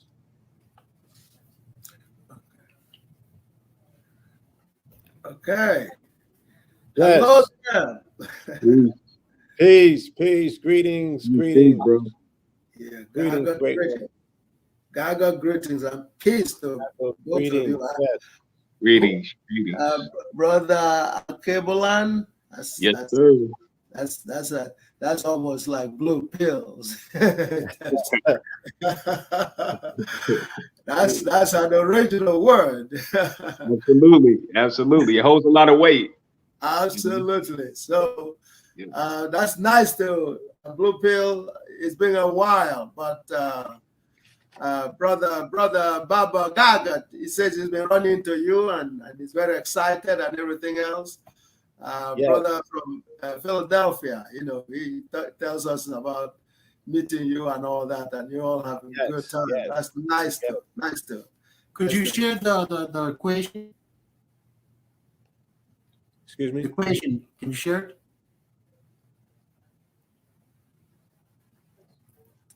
You said what now? The equation. I'm trying to share the GIJ come J equation. Can you see it? Oh, hold on 1 second. I had the full screen up. Okay, there we go. All right. Ah, yes. There it is. Yeah. Yes. And how is Red Pill? Red Pill is doing amazing. The family's doing amazing. Everybody's doing amazing. And, you know, once we get this information or this plate of food to the world and they get nourished, Yes. you know, the rest of them will be doing amazing as well. So let's speak about this amazing equation we see in front of us. Can you please explain this to my audience? Some of which will be their first time hearing from Dr. Oyibo. Yes, obviously, what you did, the last encounter was very powerful, and folks were so excited. They said they've been waiting for Blue Pill to engage GAGUT, and I was very delighted with what you all said with regard to Brother Phil Cohen, the father of the most of the members of the Hypnotic Jazz Ensemble. Yes. Yeah, you know, so he's closer to my generation. So I know the story of the legend, you know, bringing up jazz, jamming jazz with the struggle in the 60s and how powerful that was. So I was so delighted to hear that the children came out so powerful and so conscious. They picked the mantle up. They honored their father. They always spoke so highly of him. Absolutely. And, you know, their life became their demonstration to his good works. Absolutely. And they've done a beautiful job. And I know that he is very proud. Yeah, so you gotta stay tight with those brothers because talking about 2 generations, they go into the next generation and everything else, and bringing the other brothers and sisters, especially those who have similar experience with that, along with that. And of course, now you have also the KRS-One. I hope John played the KRS-One piece to you. Yes. Because what I asked the staff to do was to get hold of, some of them, whoever they can get hold of, so that they could connect with GAGUT, because GAGUT is the ultimate vibrations. And what they were telling the world about us as a people is what is summarized in this equation. So it's an extraordinary story. It's an extraordinary story. Folks have, tried to talk about this for so long, you understand. Because growing up in the 60s myself was all about vibrations, really. And which attempts were made to suffocate for 2,500 years. But the 60s was a new dimension of it. And so we learned quite a bit. We felt, in the core of our existence, our story, the past, and we were developing the present during that time, looking forward to the future. So, so all that came together in this formula. Formula came up during 1990. But just before it came out, an incident happened in Boston, Massachusetts. I had, of course, stopped watching the television, the so-called news and all that, because I didn't see anything that was good about Black people. And so one evening, my family really came together and said, no, you have to watch something, even if it's very bad. We want to, because you haven't watched anything. So they insisted I watch a news. And I said, well, there's none that's local here that I care for. So what would you all suggest? And they suggested a PBS, from Boston, where Sister Cheryl Hunter Galt as one of the anchor, person on the show. So once the flash her picture, all right, so you have a sister there. Okay, I'll watch it, is what I said to the family. And then, of course, I was sitting down there. Yeah, sister could bring in a new dimension to news, is what I was really saying in my soul. And of course, they started the news, and before you know it, the horror struck immediately, and there was a Black woman right on the floor. So I said, okay, I'd like somebody to tell me, give me a good story of what she's doing on the floor. You understand? And sure enough, there were 6 huge, big cops, non-Black, in terms of Jim Crow, cops around her, throwing her on the floor and kicking her. And so not only was I horrified, but my family along with me, and I could see apologies in their eyes to say, gee, we're sorry. They didn't use words, but they were horrified too. So they said, we're sorry we dragged you to see this news. I didn't use words. And I said to them, that's all right. We shall overcome. This was in 1989. Charlene Hunter Galt. I don't know if you all heard about him before. The sister from Atlanta, Georgia. And so I said, well, I didn't say anything. I watched it and I was horrified. And I paused for a moment and I cried. And they were feeling really awful.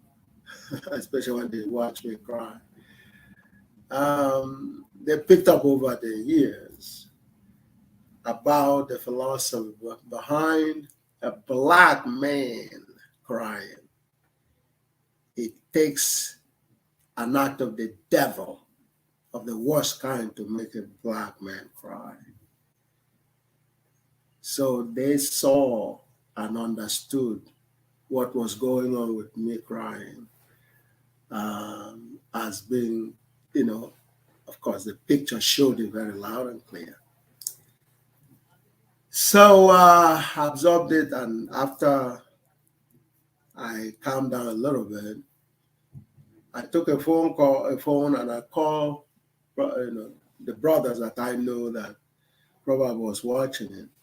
One of them was Brother Professor Len Jeffries.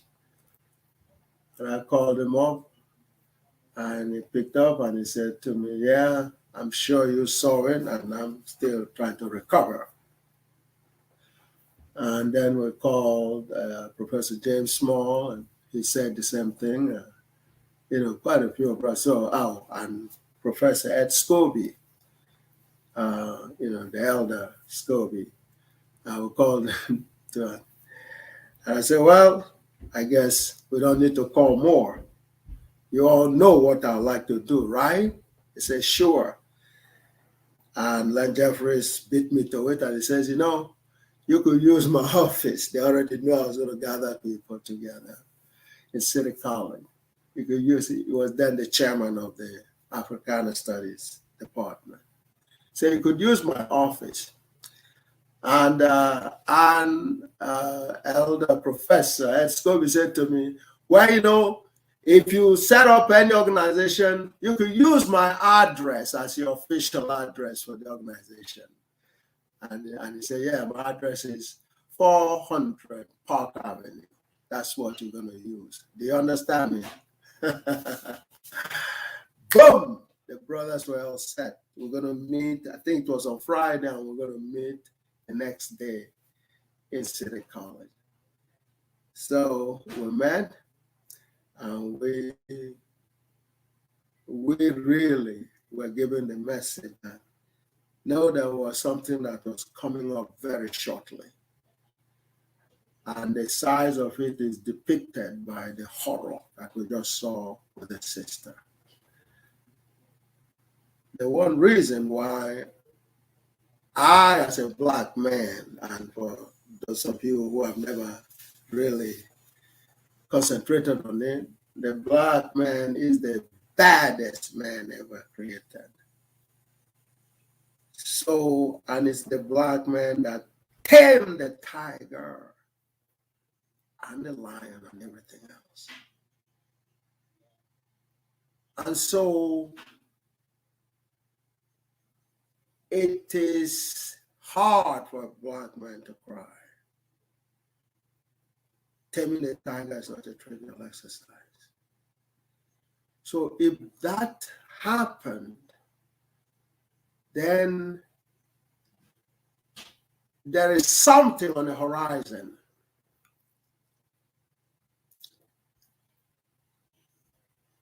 Because I saw in the sister, I saw my mother laying down on the floor being kicked. And I saw my sister being kicked. I saw my wife being kicked. And I saw an act of the devil. So therefore, what is expected under that circumstance is that for the black man, the baddest man, to cry, is already cursed. It's already cursed. This was 1989. So we said, all right. On Saturday, we came over, boom, boom, boom. Yes. The fire pit was set up, which was going to be the home university for something that I don't know was going to happen yet. And I like this story to be told, collectively and individually through the music that you all are going to organize. This story is a very powerful story. So there's a curse for the bad guys in what happened to the sister that made a black man cry. And so we ended up the meeting with the FAP set up. And, God was telling us that, yes, this is going to be the home of the biggest revelation in the history of humanity. Not just history, but past, present, and the future. The history of the future. So, and that was, like I said, in the fall of '89. And a few short weeks, 1990 arrived. And along with this arrival was the arrival of the revelation called the God Almighty's Grand Unified Theorem, which is a revelation from God to a black man. The same black man that just cried a few weeks prior because his mother, daughter, wife, and others was being kicked on the floor. I revealed to this black man that all infallible truths, which includes all creatures and all infallible solutions to all problems, past, present, and in future, and exact equations that represent all those infallible truths, originate out of just one invariant, G sub I, with orthogonal components G sub I, J, and because it's invariant, something that its content does not change. A comma denotes a change, that change. When you fix the material I, and you look into that content over an interval of space-time from here to there, that change is exactly zero. That's what God revealed to me after going through this experience, watching the horror in a sister.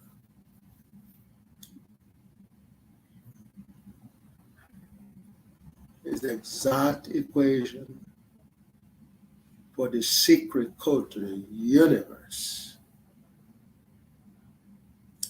And thereby, G sub ij therefore infallibly represents what humanity has been searching for in terms of who is God the Creator. God the Creator is the invariant out of whom all infallible truths originate from. Because all of us creatures are infallible truths. God ordered us into existence and we exist. So we came and we originate out of God. And so God, the content of God does not change. However, God's order materializes into creatures. That's what God revealed. That's what this equation represents. An exact revelation of the secret code to the universe. And so a connection was quickly made. A connection was quickly made with the horror that I just witnessed 3 weeks earlier. Please be taking notes of all this because we're going to translate this into music. Because this is what I asked my staff to call KRS-One and get him going on it. So you're all going to bring all this folks together. And the Hypnotic Jazz Ensemble has the unique thing, in terms of really bringing the jazz and hip hop, kind of together. And Brother Blue Pill, I'm delighted that you're already in tune with them. And this is the story. This is our story. This is the human story. Is the theorem of everything. Stephen Hawking of Cambridge never thought a theory of everything was feasible. A theory meaning guesswork. He swore, he said, ironically, in 1991, this came out in 1990. A year later on, he was still oblivious to that, and he was telling his colleagues at Cambridge in what I'm sure you are familiar with, something he did called the brief history of time. He declared that a search for unified theory was impossible because he said he couldn't see how God, the creator, would allow a creature to be able to see the mind of God and see what was on God's mind while God was creating the universe. And he quickly got a reception, even among the top, professors in Cambridge, because they say, yes, even if a creature was allowed into the mind of God, because the ability to visualize, whether you're talking about the eyes, the mind's eye, or the regular eye, seeing infinity was always impossible for a creature. So he concluded, and it sounded very plausible. So they believed him. That was 1991. And sure enough, I didn't know it during that time. I was busy with this, with the miracle that God had done. And each time there was a flash regarding what was done to the sister. But I was already beginning to bring both acts together that were diametrically in opposition. You have the worst of the devil and you have the best of God, the creator. So, however, in 1992, I called the department where Stephen Hawking was located. It's called the Department of Applied Mathematics and Theoretical Physics. That. And I was talking not with Stephen Hawking, I was talking to his senior colleague, another legendary professor called Professor George Batchelor, who had an academic father in Cambridge, Sir Geoffrey Taylor. So he was a senior colleague of Stephen Hawking. So I was talking to him and horrifying him, that I was going to be sending him some manuscript on the solution of turbulency equations. And he basically laughed at me. He was supposed to be the biggest name in turbulence, George Batchelor.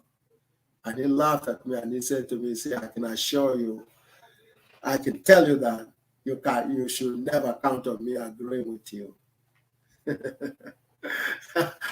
And in a British dry sense of humor, he threw that around, and I laughed too, you know. And of course, I did send him the thing, and of course, we got going. Meanwhile, they were still trying to deal with what was seen by them as a plausible, you know, conclusion of Professor Hawking that that searching for the unified field theory was almost a dumb exercise, given the the logic that he just presented.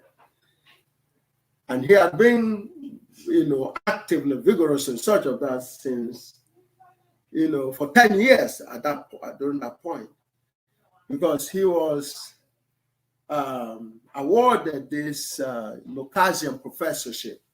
Most of you know it as Einstein's chair in Cambridge in 1981. Okay, shortly after they diagnosed him with the condition that he had. And because they saw him as a very bright hope, you know, as scientists that can actually be successful in finding the unified field theory. And so he was basically giving what people were hoping was, an update of the search, you know, an interim report. Instead, he told them, no, it was hopeless and he was really getting out of it. So they were trying to deal with that. And in many ways, they saw what he was presenting as the result, as an actual finding, that he was successful in determining that it was impossible to find the unified field theory, which is part of the choices or part of the expectations. You know, either he found it or he was able to conclude that it was impossible to search for it. And that's basically, so he was giving a conclusion of this search, that he did the search and this is what he ended up with. So anyway, and I didn't want to jump into the whole story of the theorem of everything. So obviously, theorem, they probably would have hung up on me if I began going to talking about the theorem of everything.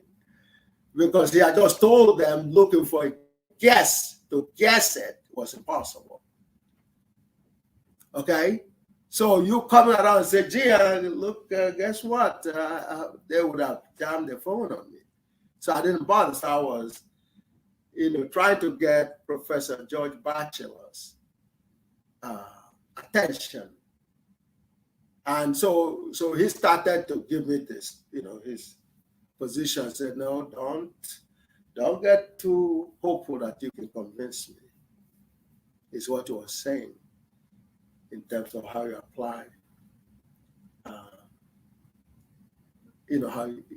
you could say you solve turbulence. And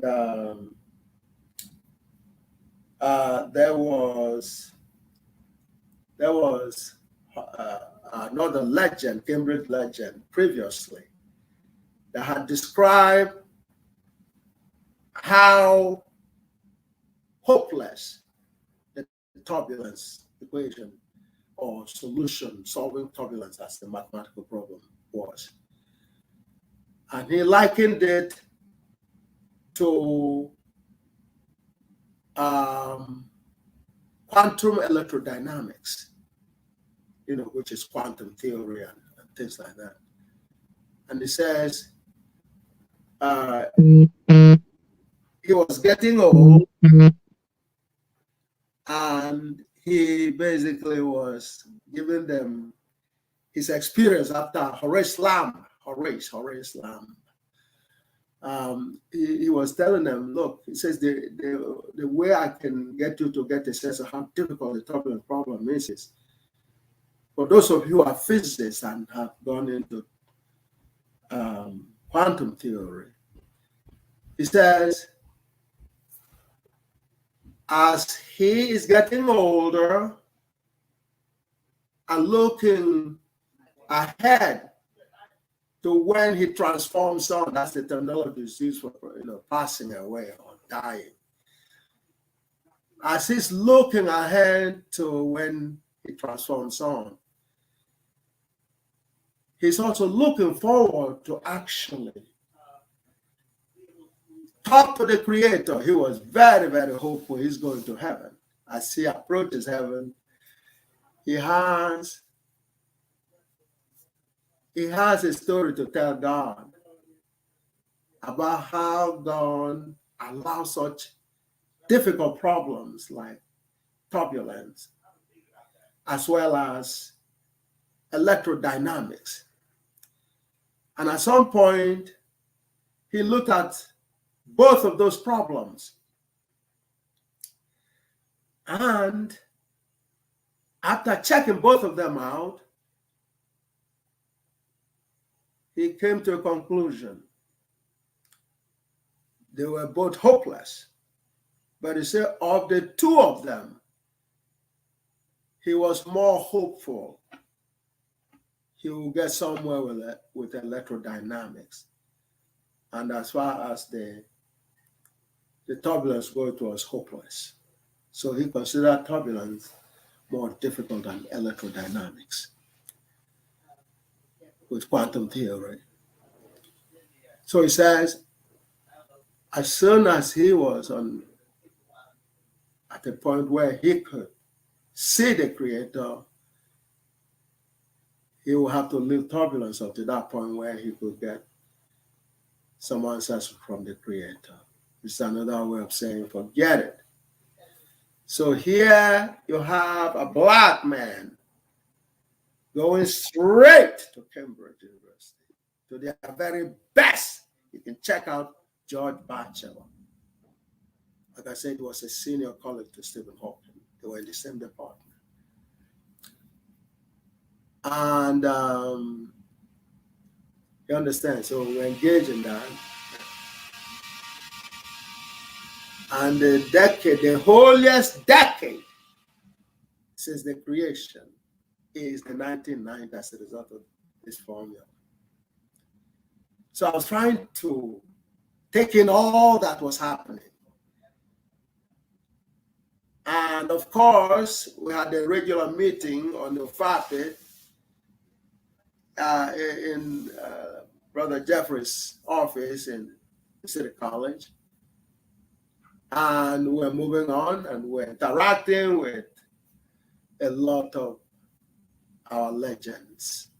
Those who were hanging behind after they killed a lot of them, including Reverend Jackson. Reverend Jackson, we ran into him.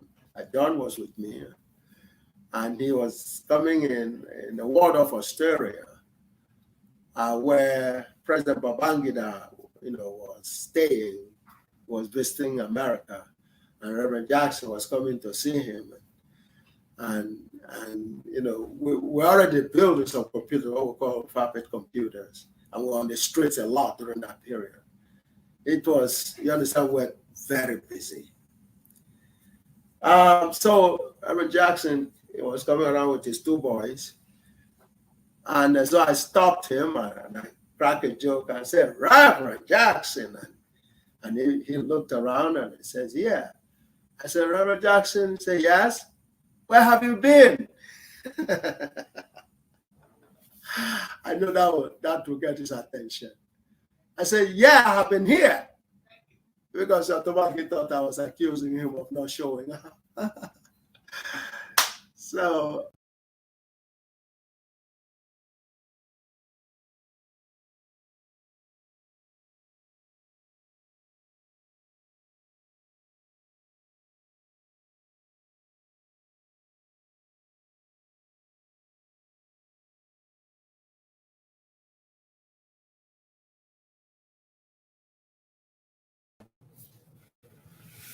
Peace, love, and light. Welcome to episode. And popping up. We already building some computers, what we call fabric computers, and we were on the streets a lot during that period. It was, you understand, we're very busy. So Reverend Jackson, he was coming around with his two boys, and so I stopped him and I cracked a joke and said, "Reverend Jackson," and he looked around and he says, "Yeah." I said, "Reverend Jackson," he said, "Yes. Where have you been?" I know that will get his attention. I said, "Yeah, I have been here," because automatically thought I was accusing him of not showing up. So, got his attention and talked to him a little bit. I showed him the computer, and he looked at the computer, and he said to me, "Are you trying to tell me that the Black people built this computer?" I said, "Yes, Reverend, that's what I'm telling you." And he looked at it again, and he looked at it again, and he said, and he said, "You have to excuse me. We're going to meet again." And I said, "By the way, you might as well give me an appointment in your office in Chicago." And he said, "Sure, call the office. They will have a note to give you an appointment." Are you all following me? Yeah, we're here. You're hearing that story, right? Yes, please continue. Okay. So as I was watching him go by and his two boys and everything else, I saw him was puzzled. The whom that he said had something in it. And I took note of that. It remained a puzzle for a while until I finally, it must be, GAGUT inspiration. I finally found out the puzzle. And the puzzle was that Reverend Jackson was one of the right-hand men of a person called Retired General Reverend Martin Luther King. And Reverend Martin Luther King actually had appointed Reverend Jackson as his deputy on a program called Breadbasket. He was supposed to be in charge of the Breadbasket program. And the Breadbasket came as a result of civil rights was going on, and with Reverend King encountering a lot of horrors that many of you probably were not privy to. And it's a long story that I cannot cover. But anyway, one of the issues were that,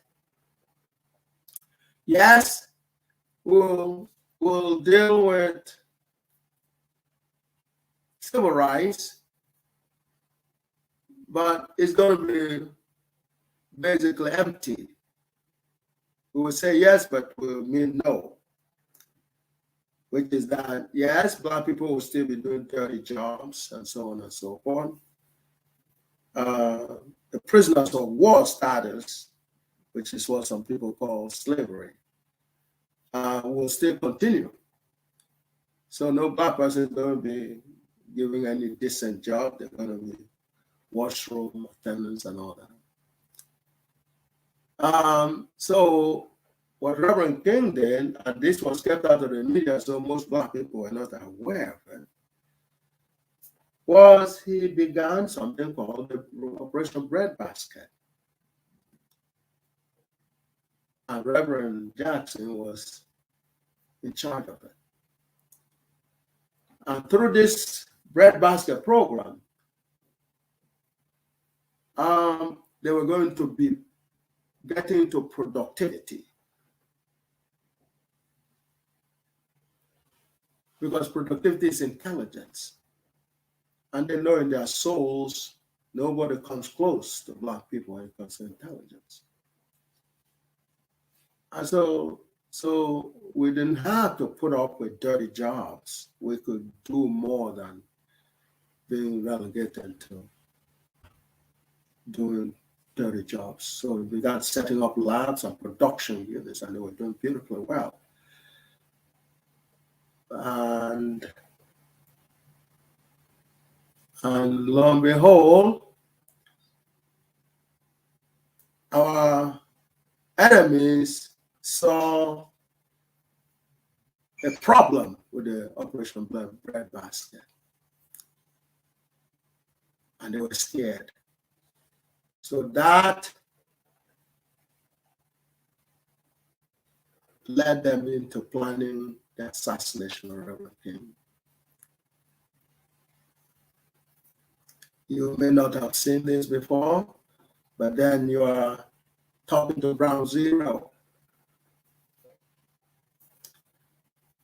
It was not presented in the media like I'm telling you, but Reverend King was murdered principally because of the Operation Breadbasket, because Black people were producing the managers that Reverend King, Reverend Jackson was a big show.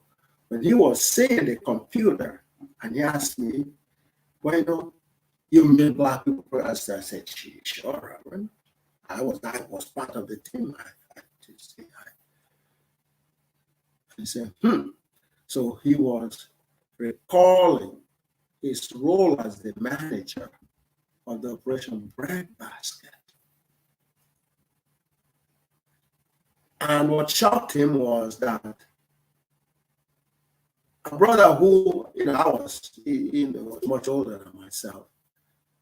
So that, I was, watching and all that I would continue that, because after they murdered Reverend King, the other point that you may not have heard is that Reverend King was also considered running for presidency. So these 2 points were the major reason he was murdered. Make a note of that. So, after they murdered Reverend Dr. King, of course, everybody was scared. And Reverend Jackson abandoned Operation Breadbasket. Another legend who was involved was also a reverend in Brooklyn called Reverend Augustus Jones. That's another legend. He was in charge with the Operation Breadbasket in New York. So anyway, that's another story in itself. And these folks picked up on these vibrations of this formula. So, because they were planning to, produce computers in Operation Breadbasket, so they do not have to go to the plantation for anything. So we're meeting, we're going around the Progressive Baptist Convention and all the others. And the diaspora folks were coming in. We're meeting presidents like Mwalimu Nyerere and Ali Hassan, Mwinyi, and Obasanjo and company. We're meeting with them. We're meeting the Black leaders global and giving them. We're not, see, again, I was busy designing warplanes for the Pentagon during that period also. But as soon as the formula actually came out and the designs were popping out and all that, first thing that collapsed was Soviet Union. once they got the vibrations of the formula, Soviet Union collapsed. And then apartheid collapsed as well.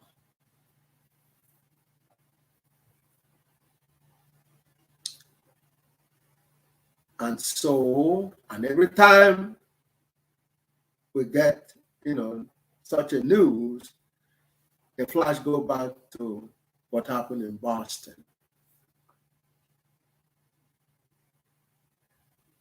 And the sister laying on the floor, being kicked.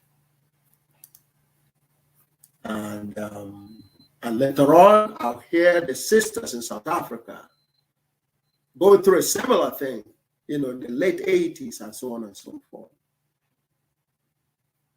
And they were cursing Jim Crow over there and telling them their end was near because they were murdering Black women in South Africa as well. So it was not surprising. You understand me? It was a very fascinating, painful, fascinating experience between 1989 and 1990 when this arrived. And the whole decade of the 90s was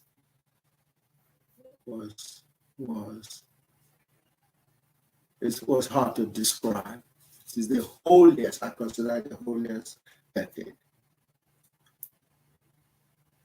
In 1999, GAGUT finally exploded because there were a few things I couldn't say because of the security dynamics of the United States. So I will give them the summary and tell them, look, this is what has happened. GIG Commander 0. Telling the story of the Black race and telling the story of humanity. Needless to tell you that most people did not believe what I was saying. But they said, well, I took the position, okay, even if it is wrong, it feels good. That's the feeling. So we'll take that part, and celebrate. Okay, I remember a mayor of New Orleans. I had to think of his name. He was so excited. Jeremy. And he invited us to come and tour the New Orleans city. He was so excited. And everywhere we went, Reverend Lowry, then he was in charge of the Southern Baptist leadership, and so on. That's another Reverend King's organization. And so, you understand me, there was a renewed hope. And Reverend Jackson, by the way, had just run for presidency in 1988, his second attempt. We were busy, we were traveling everywhere.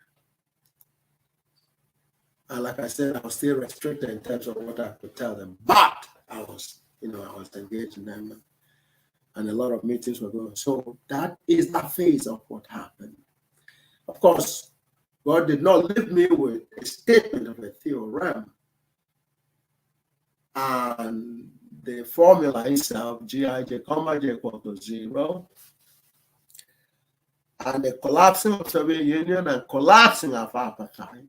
I remember meeting Winnie and Nelson Mandela, called them Fatah generals, in Harlem. And they saw me in the crowd, but they didn't know who I was. And it wasn't clear to me how the details, how the apartheid itself collapsed and how Fatah General Nelson Mandela was being released from prison unconditionally. Obviously, it was this formula. It will be another 10 years when I'll be on the Coast to Coast program, where after the presentation and some Dutch guys who were in the crowd, about 28 million listeners from Coast to Coast. And the CIA, ABC was part of the radio stations in the area. They were disgusted, but they were hanging in there anyway. So a Dutch guy was lamenting very visibly. He was lamenting from his voice, of course. It was a radio program. And basically saying he couldn't believe that the unified field theory was revealed to a black man. Now, the Dutch are the Afrikaners in South Africa. And by this time, of course, apartheid was already theoretically, destroyed.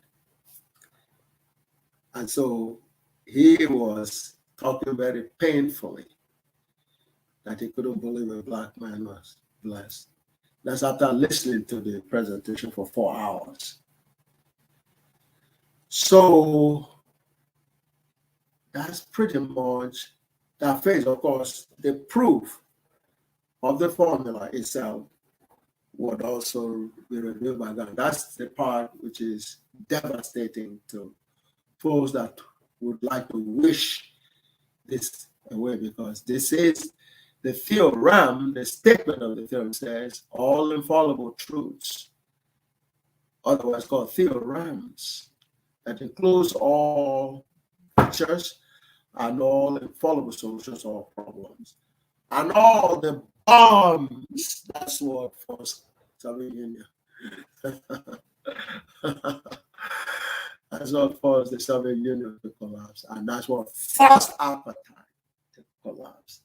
It as a ban includes the formula for the atomic bomb from Albert Einstein. John, I hope John can flash that proof so you can all see. Yes. So, all right. That's why I hope you are getting your ideas. Now I have to translate this story into music. Yes. Okay. And long live, brother. Yes. Brother Kibalan. Yes, sir. Well, yeah, brother Gilbert. I'm also remembering Phil Cohen. And that's why I'm so glad to hear you all are in tune with them. Please stay tight with them. Yes. Because I was very delighted when they took it up and did it in jazz. Yeah, I wanted something like that in jazz. And of course, you all know who the originator of hip hop was, right? Yes. That General James Brown. You understand, man? And I've forgotten the name of those young brothers who were before. I think they were even working with him. I've forgotten the name. And some great brothers, who were doing. They were working with Professor James Brown, at the later stage of the band there, and that's when he was teaching them about hip hop. Okay. Mm-hmm. John, do you remember that band I was working with James Brown, hip hop group?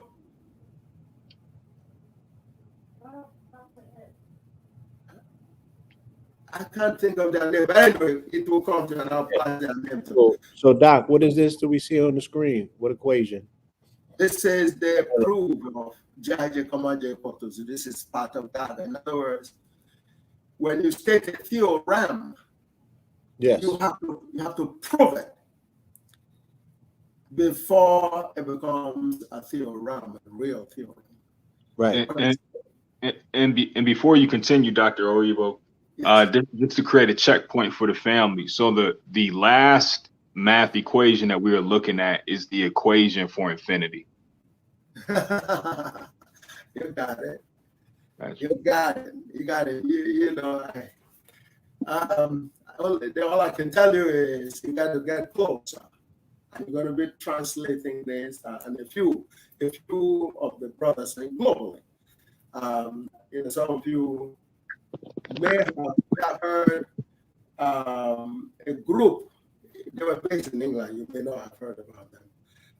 And they were, I don't know what you call their style of black music, but they were called Usibisa. Civisa, that's in the UK. And one of the members, most of them were from Grenada. Okay. And the band leader had a son, who is currently in Australia. And he did the song also on GAGUT. So this thing is worldwide. This eruption is worldwide. I want you to make a note that his name is McCargan.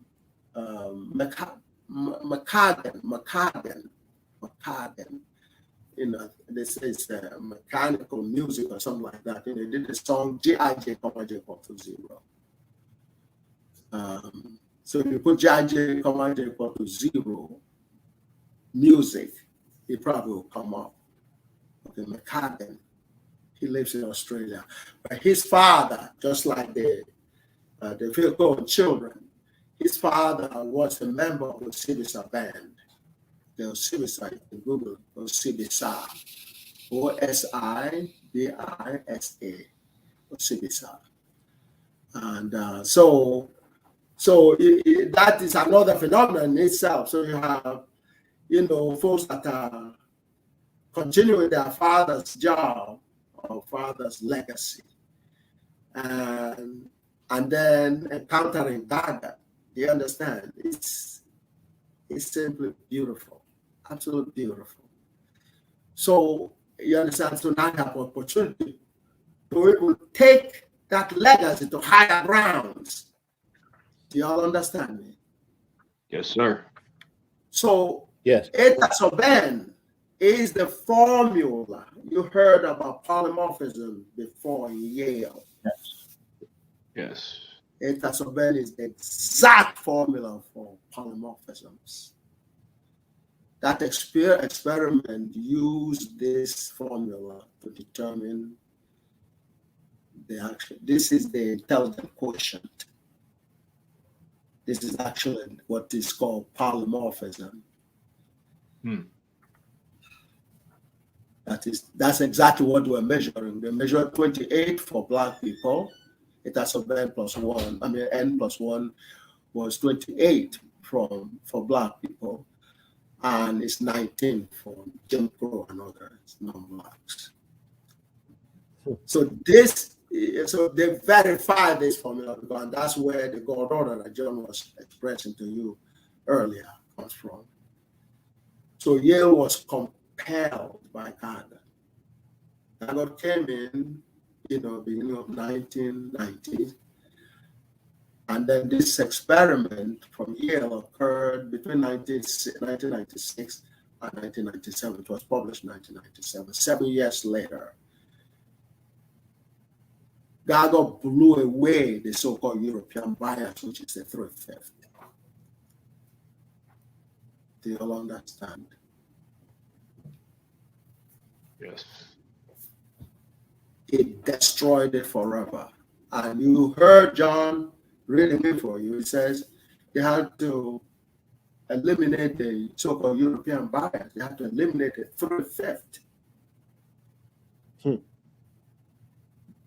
You all understand? It's the story going to be passing out and bringing the spirit of James Brown in it, in terms of when he said to me as a young person in the 60s, and his song begins with "Say it loud." I said, man, I bet what I'm going to be saying loud must be powerful. Do you understand me? Yes, sir. The saying loud hit my soul. You understand? Soul music. So that transformed into hip hop. Said he had soul power. What I am. There you go. And hey, this is a celebration to the Godfather of soul. They murdered him on the 25th. Right on the cross. You'll understand. JB. I was trying to send Minister Clemson Brown to Atlanta to tell him that what he was thinking about had arrived. And therefore that we should meet immediately. And as Minister Brown was trying to set up and go down there, they murdered the right quick. You understand? So this is the anniversary. Today is the 23rd. Yes. He was murdered on the 25th. So 25th becomes another big day for us. Yeah, it's a portal day. It's a Godfather. That's the sun God. Absolutely. You know. Absolutely. Do you understand? Yes. He's melanin personified. Yeah. This is the piece that you haven't gotten the details. So today you're getting is to make all your notes. Take as much notes as you can. Because in 1974, he will come up with a funky president. Do you understand? Yes, sir. Funky president. This is what created the funky president. In 2004, Jim Crow wrote in their so-called white power paper, and they said, will GAGUT issues influence the presidential elections? They'll understand. That's 2004 in a website called LLPOH, Life, Liberty, and Pursuit of Happiness. Will J. Oyibo, GAGUT issues influence the presidential election? That's 2004. And come 2008, boom, the question was answered. Obama became the president, the funky president.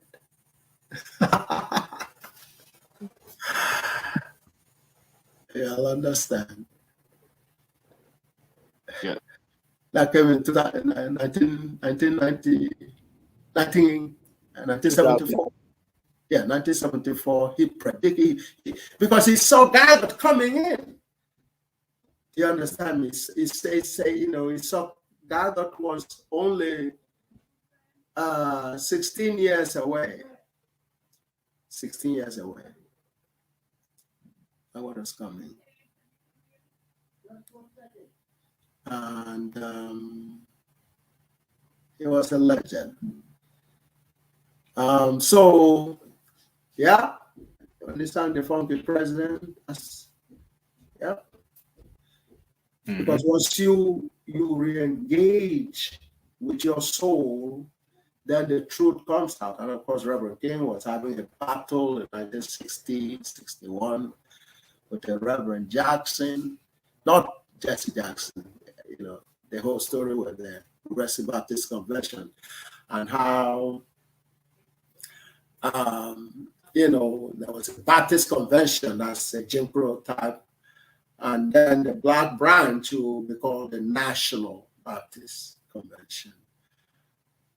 And so Reverend King walked over there and he told them, all right, so this is supposed to be a black branch of the Baptist Convention. Then let's deal with civil rights.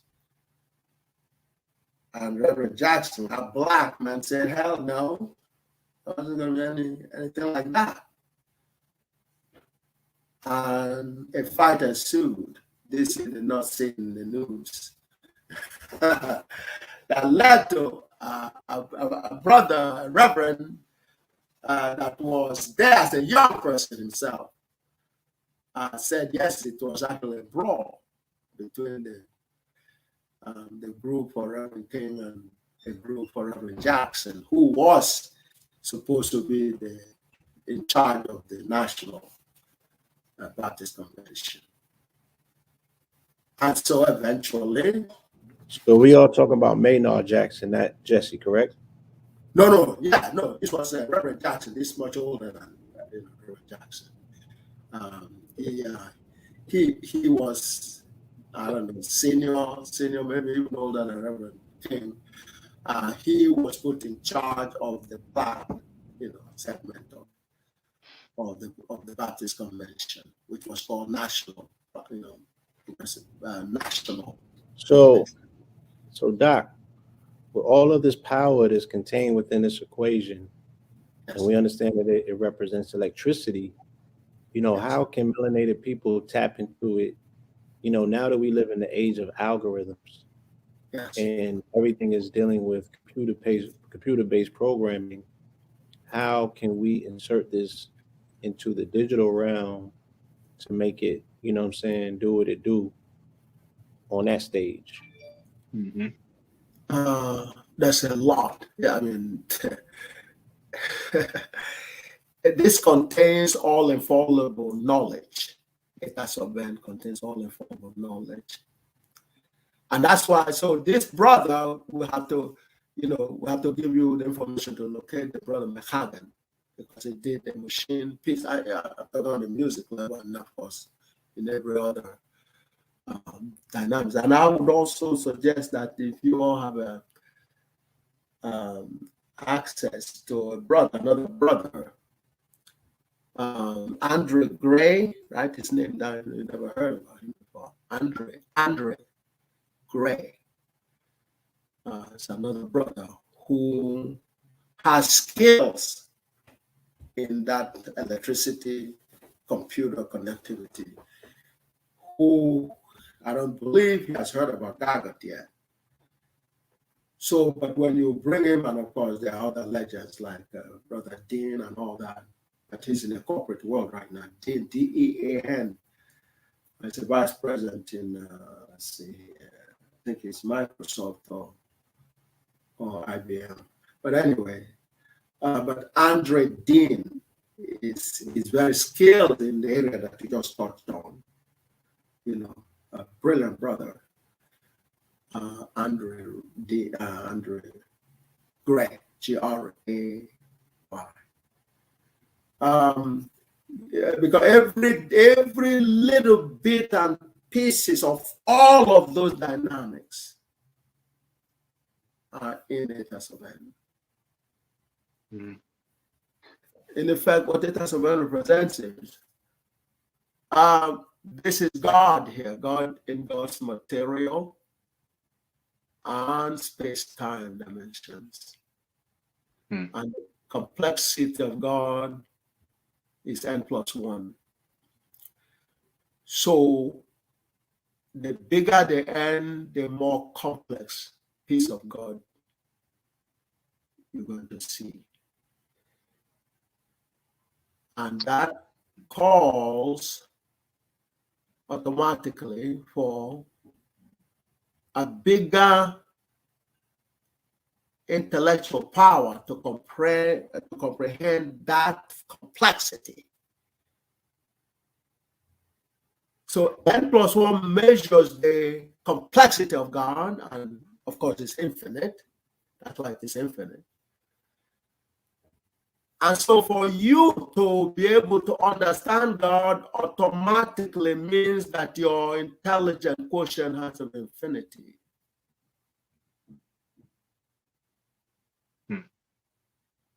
You can follow that logic, can't you? Yes.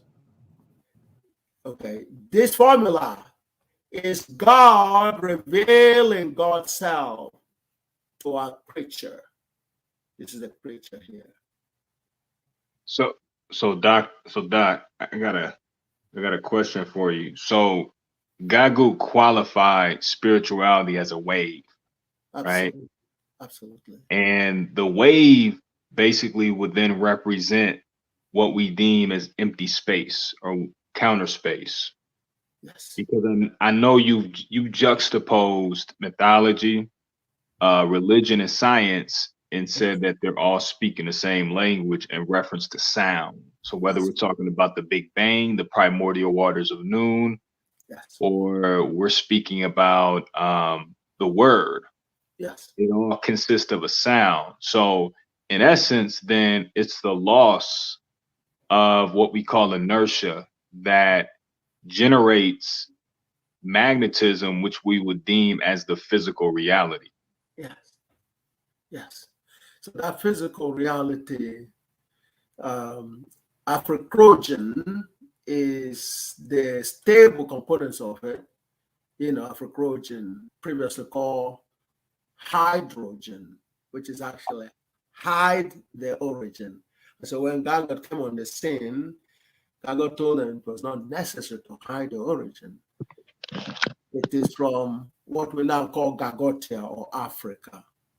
Mm-hmm. So it's Africa, the origin is where, you know, where atom came from. So therefore, you need to deal with it. So it's, you know, some people call it Africanium or Afro-Trojan or Gagotium. It's the same thing. That is the stable building block. You know, this is where the DNA is. The DNA is a composition of that Gagotium or Afro-Trojan units.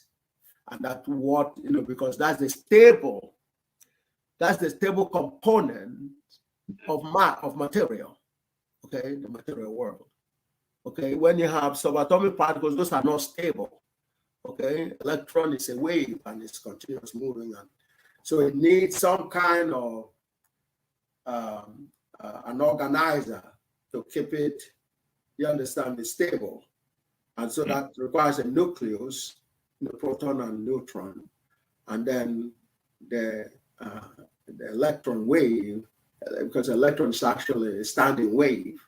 Okay, you have a wave, you know, building up, you know, they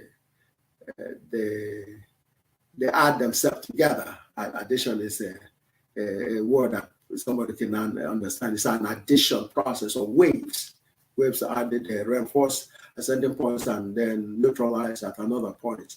So when it becomes a standing wave, it's properly synchronized, and you know the materialization that comes out of that is electron, subatomic particles.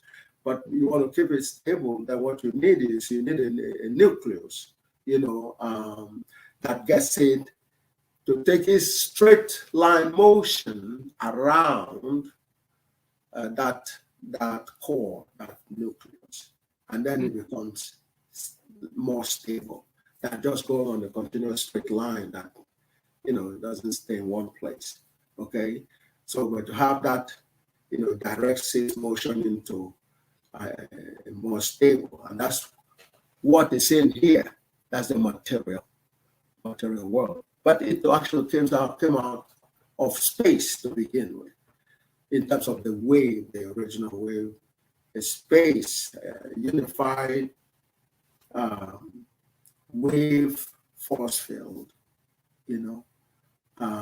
That's where everything originates from. So by superposing these waves, you get matter. And the stable form of that matter is what we call Afro-Trojan or Africanium or Gagutium. Okay, previously called hydrogen. Okay, so that's what the molecules of the DNA molecules are made of. Okay, so that's in here. Okay, so therefore, this is God, and this is also the universe. This is God, and also God and the universe are one and the same. Okay, I something just came to me. Okay. So the primordial waters of Nu, or the waves, is where hydrogen then is manifested out of, or atum in the Kemetic story. Yes. And so for matter to crystallize out of these waves, do they have to follow a specific trajectory in reference to a phi ratio? Do they spiral out of the waves and crystallize once they get very dense? Once these waves begin to coalesce in harmony, called constructive wave interference, they add and multiply their velocities to a point in what scientists call either the Planck dimension and things of that nature. But that would then represent matter. It's basically the point where out of the waves begin to coalesce in harmony to a point. Yes, yes. So again, so yes, you're talking something here, but which is like a common dynamics in all matter. You understand? In other words, yes, you start from waves, and out of those waves, you weaving matter out of that waves. You're thickening them up. You're materializing them. Yes. Adding those waves. It's a beautiful process. First, when you come on, when you get going with your GAGUT, you're going to see how fascinating that is, how you could build up the waves and get material out of it. Right, because in essence, they're just adding and multiplying. That's it. The velocity and the length. Absolutely. That's it. Yes. Even in music, you all do that in terms of, you understand me? I tell our folks that,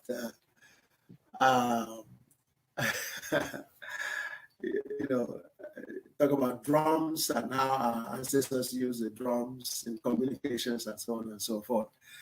And they do that in the singing and all that, Mahalia Jackson. And I was telling them that the part where they talk about and all that, I said, well, that's where they're telling Jim Crow, you're a bad boy, and one day we're going to whip your behind. You understand? You'll understand. That is not spoken actual words. But right. It's in the tone. You know what it means. Somebody about to get their butt whooped. You need your ass whooped. That's what that means. And it's understood universally, but it's not spoken in word, but in tone. Absolutely. Yes. So, but it's all done in those tunes and everything else. And by the way, the last 2,500 years, it was a particular music. A lot of blues were in it. Okay? It was blue pill. You understand me? To really talk about what we're going through. Do you all understand? It was fundamental blues to tell our story of how we chose. You see, Jim Crow walked into 2,500 years ago. They came into our shores on horseback, but naked. And so the first thing was, when we saw that, we were horrified. People so primitive, they didn't even have clothes on. All right? But they were on horseback. And they were coming from colder temperature. So it was horrifying to us, to our ancestors. But Jim Crow didn't stop there. So he walked to us and told us he wants us to give him liberty to steal our land and our civilization and everything else. Otherwise, we should give him death. That's what you hear today in terms of the declaration of Jim Crow.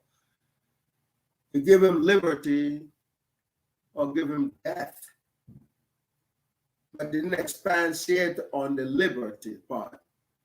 But it's liberty to lynch you or steal your things and everything else. So what we did was to say, now, first of all, you're naked. We designed in our regalia with, you understand me?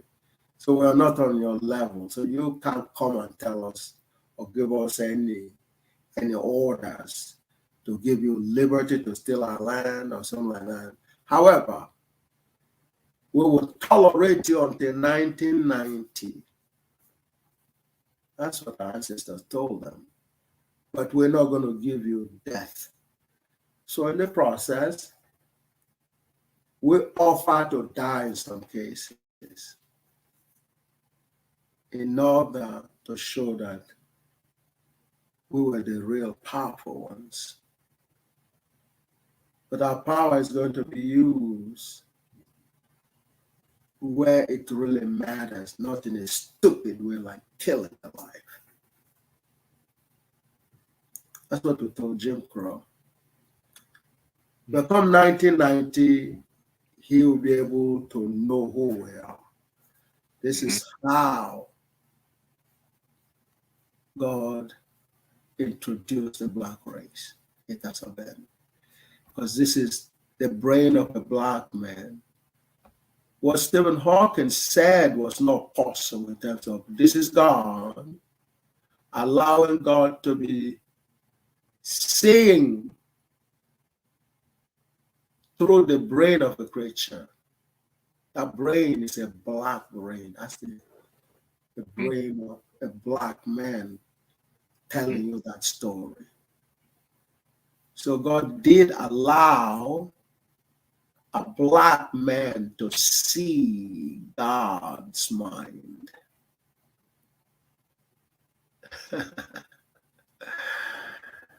So in a brief history of time, Rogan said that was impossible. That's for him. Now that's it. For him, it was impossible. But for the black, yes, it's a black brain here. You can see it's infallible. This is God, and this is the black brain. What Stephen Hawking said was impossible. You're looking at it. The black brain is saw in vividly enough to be able to write the exact formula for what he saw. That's right here. It's the black man, the black brain, and this is God. That's it. So Doc, with this representing the black brain, and also an equation that will, self-empower the black race, what would represent the geometry, the sacred geometry to this specific equation, if it had a shape? Ooh, that's a good one. Because as we all know, shapes, our brains are hardwired to look at sacred geometry in reference to the phi ratio, the GAGUT, and realign us from a neurological perspective. So if we were to create a shape out of this specific equation, I think that would be also too super beneficial for our people, in essence of wearing it on our garments, things of that nature. So what shape would that represent? We would, because I like to, a brother already, began that process. And he's a brother who was trained in mathematical physics from Cambridge University, Professor Malu. As a matter of fact, if you can Google GAGUT right now, somebody can Google GAGUT, perhaps his piece will come up and you'll begin to see some of that, that geometry. Is anybody free to do, GAGUT, put Google or Google browser? If anybody can do it, that will help. Because that's a good question. I remember him talking to me because he reviewed GAGUT. Is everybody able to put it in yet? Yes. So in Google browser, you said to put in GAGUT. Yeah. GAGUT. Yeah, I put it in. Okay, what's the first result that you see there? I'll tell you right now. It's the writing of the equation. Okay, yeah, but what's the title of that link? Oh, okay. It says GAGUT, the theorem of everything. This is from the West Side Gazette. Oh, okay. Is that the first result? Yes, sir. Wow. Okay, so that's moving. What's the second result? Dr. Gabriel Audu. It's a YouTube clip. I'm in images though. Should I just be in regular link? No, go to all of them first. Yeah, GAGUT, God's Solution to Man's Problem, from the Blueprint newspaper. That's the first one. The second one will GAGUT will begin Nigeria's industrialization process. That's all the results. Those are the top two, and then everything else underneath it is about something else. And are you sure this is Google? Yes, sir. Google search browser. Okay. Huh? Is that Google search browser? Yes. Okay. I went to all. Now we are at mathbuffalo.education, review of GAGUT, Department of Mathematics. Yes. Review of GAGUT. We'll click on that one. Review on GAGUT. And you see Professor Animalu's name. Yes. Yes. Review. The one that said review. Yes. Yes, it's a PDF. A review of Oyibo's Grand Unified Theorem with realizations of a hierarchy of Oyibo-Einstein relativities. Okay, hold it there. Hold it there. You just heard the story there. Right. A review, read it again, read the title again, just slowly, and I want you to digest some things there. The story A review of Oyibo's Grand Unified Theorem. Yes. Again, a review of Oyibo's Grand Unified Theorem. Yes. With realizations of a hierarchy of Oyibo-Einstein relativities. That's right. Did y'all hear that? That's part of your story. Yes. That's Professor Animalu. Yes. Now, if you have another tab, you put him, go on his Wikipedia page, then you know him more. And I think if you could do that, that would be better, because before I go over, what he's saying there in the title for you. So you know yourself, you see with your own eyes. And it's important because the question that you asked, he was wondering about that question. Unfortunately, I just transformed them. So this is a celebration of his life as well. So go on the second tab and, find him on Wikipedia. There's a page on him on Wikipedia. Either you go and then put his name, copy and paste Animal. You saw his name there, right, as the author? Alexander, physician, Nigerian physicist. Okay. Is that on Wikipedia? Yes. Okay. Okay. So look at the education. His education. He said he has a BSc and all that. Did you see where they write that there? Yes. Educate. Okay. Can you read his degrees? You see what they said? BSc, MA, and all that. PhD. Give me 1 second.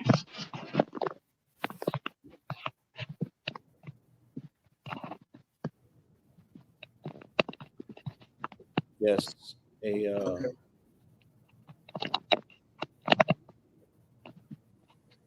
I want you to read those degrees, and then I'll just make a point there for you to understand. Yeah, I'm looking for the specific listing of the degrees. I don't see that yet. Is this on Wiki? Is it his Wikipedia page?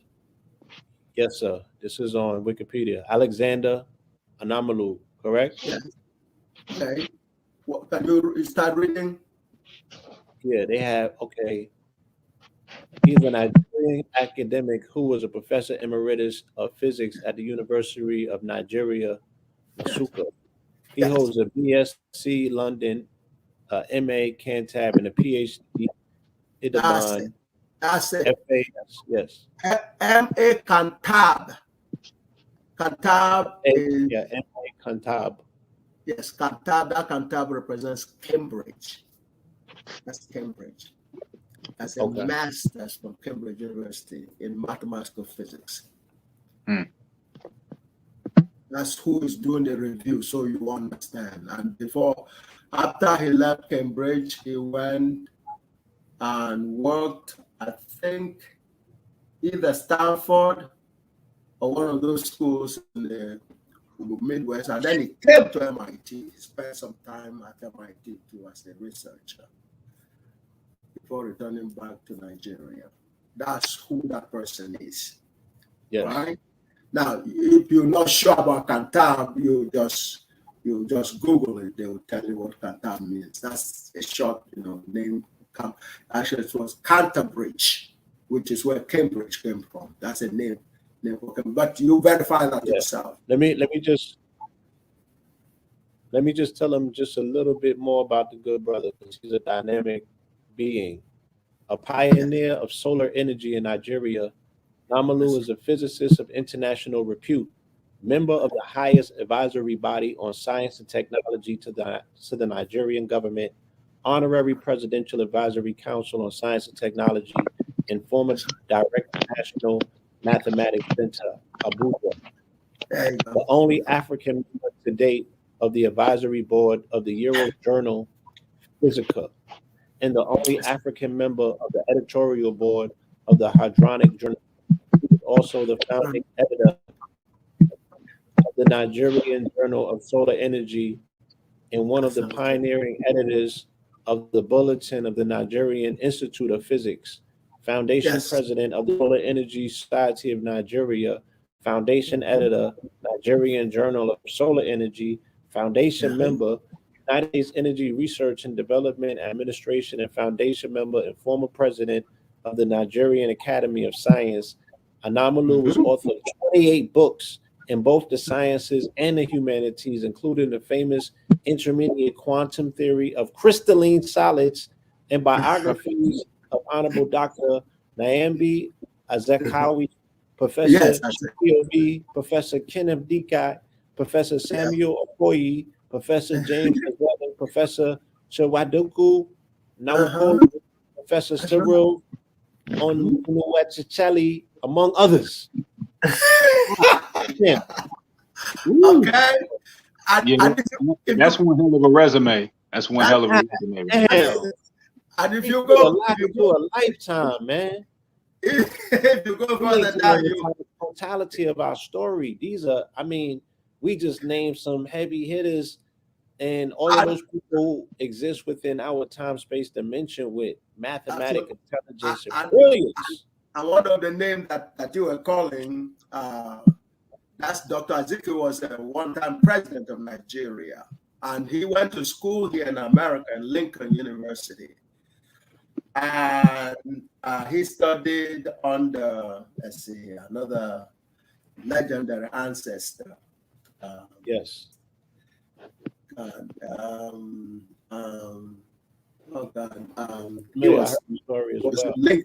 What did you say? What's the name? I said I heard the story. I don't remember the name. Yes. Okay. Kaba was learned information also and shared with others. Okay, it was a legendary ancestor, that I can tell you, one of those legendary, but anyway, if you go further down, they will talk about one of the research papers that he did in that document that you're reading about here, that was cited 729 times. It became a citation classic from Cambridge University Cavendish Lab. Okay? Yeah, I don't know if you're able to see that, but if you take your time, you'll see it. It says 729 times was cited. It's called a citation classic for Cambridge University. That was one of the papers he wrote. Okay, and like I said, it was associated with Stanford. Worked research at Stanford and MIT before returning back to Nigeria. So that's who's writing that paper. All right. So if you can't find that 79, John will share that with you later. But it's there. In fact, print that page out if you can eventually.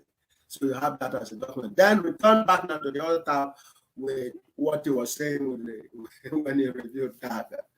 You understand me? Return back there, so I just summarized what he was saying, the title there for you. You don't even have to read the whole story. Although I wanted you to see the picture, you're going to scroll down eventually after I've gone over the title for you. So that, you know, the geometry that you were talking about before, it's amazing that just like what you just did, that was the first thing that caught his attention.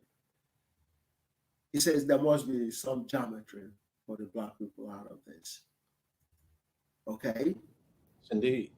So you go back on that tab there with the review itself, okay? And then I'll go over by introducing to you what he was saying, the title. You see, I talk about the blues, and I wanted Brother Blue Pill to feel himself in this story, individually and collectively. It was about the blue time that we were going through. And music has a core that is blues. So as you're entering into the GAGUT era, you understand me? You will now have to blend the new experience and the new spirituality that began in 1990.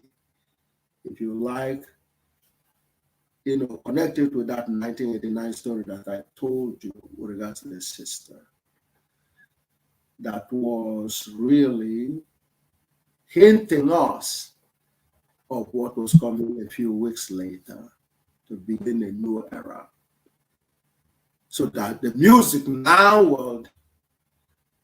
would now, you know, bring in this new phase, a new spirituality, a new dimension. So as you were asking, yes, what is the geometric shape? Geometry, geometry is very, because this brother, that's the first thing, because he was so excited when he was beginning to get ideas of this geometry from GAGUT. So therefore, the title that what he's saying is, he's reviewing it. Now, at the time the news hit him, he was in the country of Nigeria, in the University of Nigeria. He was, you know, president of the National Mathematics Center and everything else. And somebody, a brother who was going from Brooklyn to Nigeria, picked up our Times Press article on GAGUT. Okay? And carried it with him and arrived in Nigeria. And Professor Nimalu met, you know, saw him and he showed him the newspaper. That's how he got the news about GAGUT, Professor Nimalu. And he read it, and Brother David Graves, who was a publisher, published the GAGUT equation in there. And to tell you that Professor Nimalu was in a shock is an understatement. He was in a shock. But and he referenced, if you if you look, you know, go down, you will see where he referenced our Time Press. Okay, you know, that a newspaper, black newspaper from Brooklyn. I don't know if any of you have heard about our Time Press. Probably, Brother Blue Pill, you may have heard about our Time Press. Yes, Did indeed. you? Absolutely. Well, the story of GAGUT was published first in that newspaper. And people like Daniel Moynihan read it first in our Time Press. And so did Professor Nimalu. So now, so therefore, what he's saying in the title there, because after he read, he told me he was in such a shock, he couldn't recover from it for a while. So the black people that were supposed to be nothing and they're good enough only to be washroom attendants, and even when the most brilliant surgeons in Johns Hopkins heart surgery operations. They were called janitors and all that. I don't know if you all remember some of those stories. You understand? I mean, the surgeon was, his job title was a senator. Sorry, what do you call it? It's a janitor. He was supposed to be a janitor, but he was doing the surgery in Johns Hopkins University. Any of you remember that story? Any of you remember that story in Johns Hopkins? Not necessarily. Okay. John? Yeah.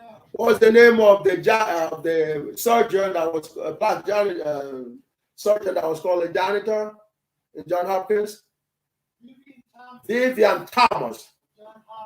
Yeah, the name of the brother was Vivian Thomas. Okay. Yeah. So anyway, we have that kind of experience. He was the surgeon. He was doing the surgery, legendary surgery, but his job title was a janitor.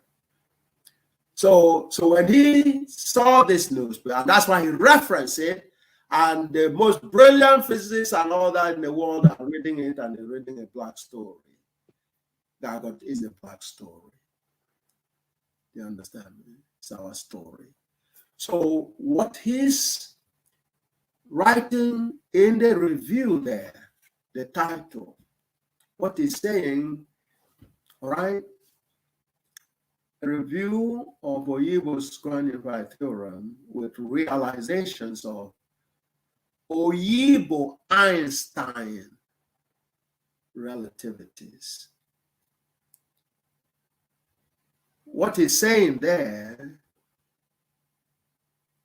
in science and common experience, the name that comes first is called the senior author. You familiar with that, right? Are you familiar with that? When you list two names on a writing paper, yes, the first name is the senior author. Yes, sir. Okay. It's like a father and a son, or a father and a younger brother.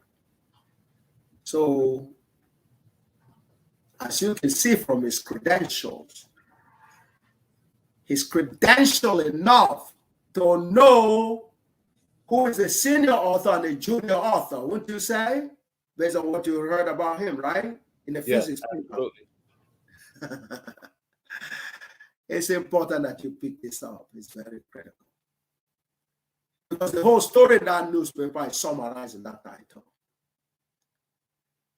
So, yes, you have heard about Einstein and relativity, right? Yes. But you never heard, do you understand? You never thought there was even another name associated with relativity beside Einstein, right? That's reality, right? That's the story, right? Yeah. If not left to us knowing about you, yes, there would be nothing to indicate anything remotely, of that existence ever existed. That is what you're witnessing. In other words, not only is there another name to relativity beside Einstein, no, the name that's associated with relativity beside Einstein is bigger than Einstein. That's what he just told you in that title. But in reality, it's much bigger. And he comes from Cambridge, meaning that this culture, the Cambridge culture, is to understate the truths. You understand me? In other words, what is stated as an understatement. This is what he was talking about in that title. Eta sub ben is all the knowledge, past, present, and future. So Einstein will be past knowledge. Relativity comes out of this formula. Oh man, look. And is the totality of knowledge, because God is the totality of knowledge. Isn't that right? Yes, sir. God not only has the totality of knowledge, God is the totality of knowledge. I mean, exact knowledge, otherwise called theorem. So I understand. I'm gonna, stretch your imaginations, because that's what you did. That's the realm you are in. And the questions that you're asking are very appropriate. So now, the totality of knowledge is what, because God is the totality of knowledge, which is part of why Stephen Hawking was saying, no, God is not going to allow a creature to have the totality of knowledge, because that's what God has. What is hard for creatures to understand is that God doesn't just have knowledge. God is knowledge, God's self. And that's why this represents God, because this is all the infallible truths. Okay? All the infallible knowledge. That's it. God contains that, because God is that. So Stephen Hawking says, even just the most infinite size of it cannot fit into a finite human brains. That's why he sounded plausible. He sounded believable. But so therefore, how did God allow God, the totality of God, to fit into a finite creature's brain? That is the miracle. And the miracle is wrapped up in terms of its secrecy and hidden code in this N here. N represents what is called a sequence. Infinite sequence. That sequence is what's represented exactly by this formula. That's how it's able to fit into the brain of a black man. All you need to do right now is to get a sense of what I just said. And that suffices. And it will take you another couple of decades before you begin comprehending it. And I think it's important too, Doc, we keep referencing Cambridge as well, or Cambridge, how it all originated from Timbuktu and from the Oxy Bridge, or from the yes, Oxford, yes, Oxford, yes. Oxford, absolutely. And I know you referenced too, it all ties in as well to Queen Elizabeth's great grandfather. Absolutely. What was his name? King George II. That's correct. That's correct. Well, see? Okay, you picked up quite a bit, brother. What's your name? Al-Kibulan. Ah, yes. Okay. How long have you been working with Brother Blue? I've been following Blue, I would say, for at least longer than that. It's been a while. I would say at least 7 years. But me and Blue has been working together for about a year now. Okay. I hope you all stick together, because as you can see, you have work to do, right? You have work to do, because you got to translate this to the brothers and sisters. Sanetta certainly going to need help from you all, because he doesn't understand. He doesn't understand. He needs some help. So now, yes, what you say, most of our folks, when you hear the history of Jim Crow and all that, you don't know the details. They give you basic thing that makes them look good, and they stop there. Yes.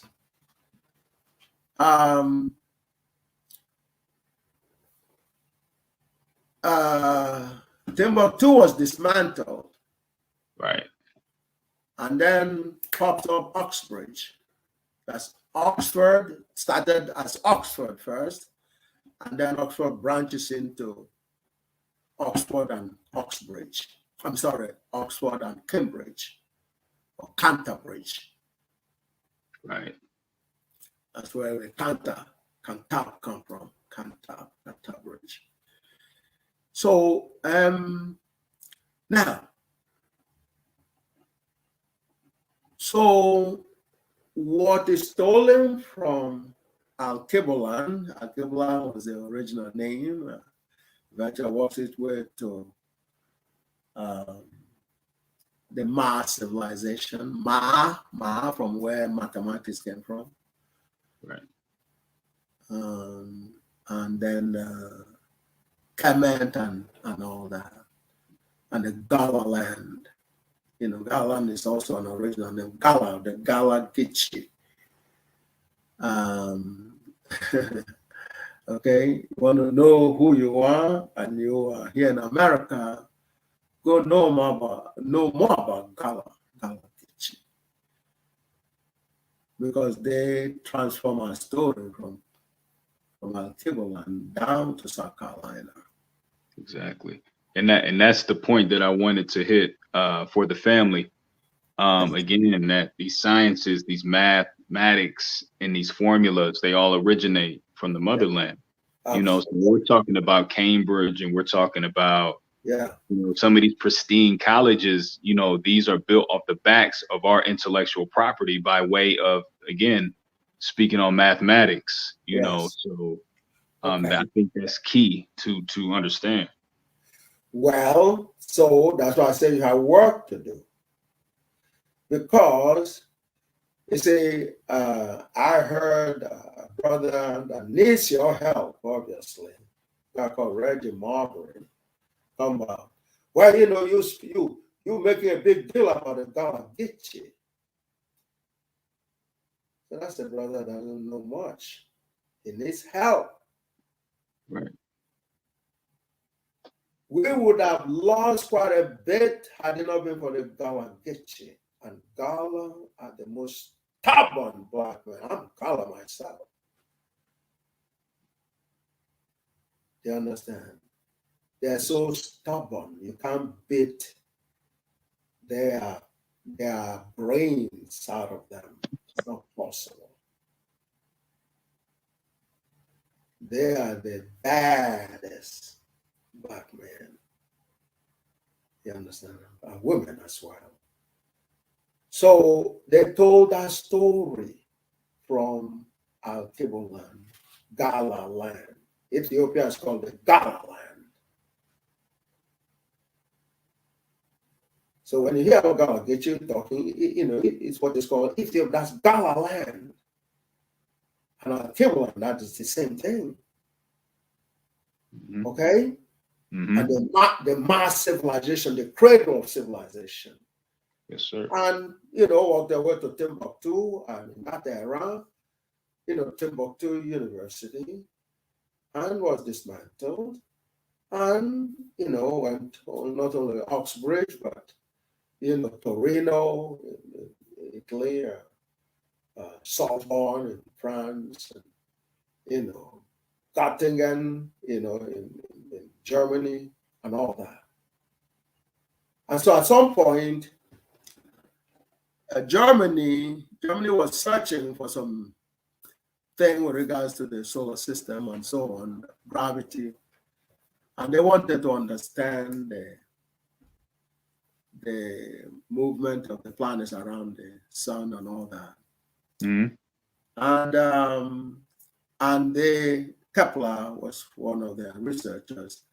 They made a breakthrough in terms of determining, you know, that the path of the planets around the sun is elliptical. Mm. And Newton in Cambridge found the inverse square law, you know, in terms of the force between, the gravitational force between the planet and the sun, the star, is inversely proportional to the distance between them, to the square of the distance between them. And so in other words, Cambridge, through Newton, had the relationship for the force, or expression for the force, but the Germans, in terms of Kepler, determined the path under the influence of that force, okay, which is elliptical. So, and the part I haven't talked about is how Timbuktu was also transferred into America. It was done by a black man, Retired General Booker T. Washington. And they called it Tuskegee University.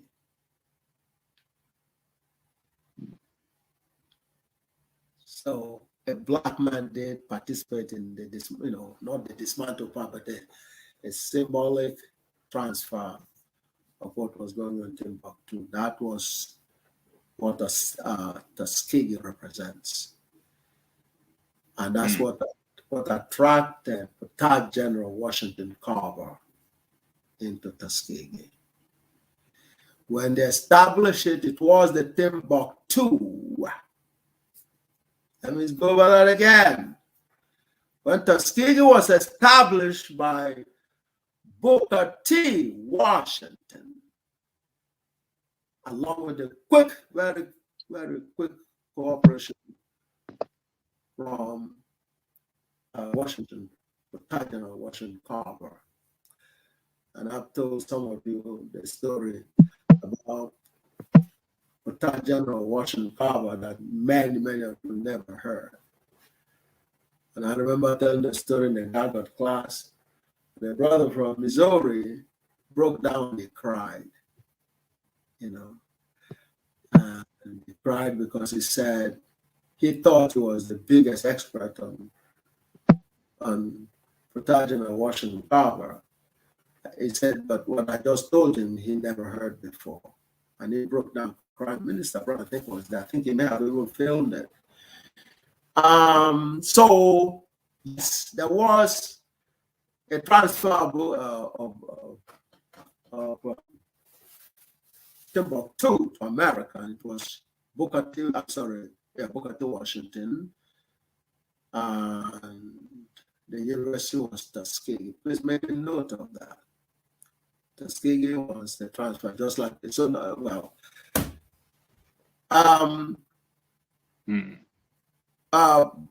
Retired General Washington Carver did the peanut butter and 324 other products from peanuts alone, right in Tuskegee. That's when it was a transfer of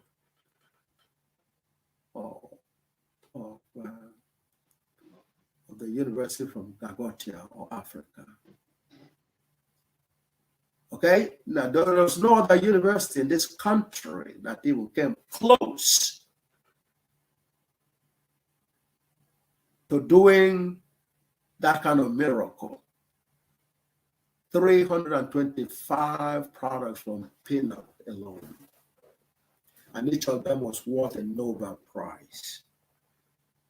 Of course, Jim Crow would not give him, but he created a nightmare for Jim Crow, so there was no way they were going to give him a prize. And sure enough, he saw, but most of you will say, oh yeah, he lived in the 1800s. No, he was in the same age range as Albert Einstein. They were in the same generation. And Washington Carver transformed on in 1943, and Einstein was, I think, 1955. So they were not that far apart. And he won Nobel Prize.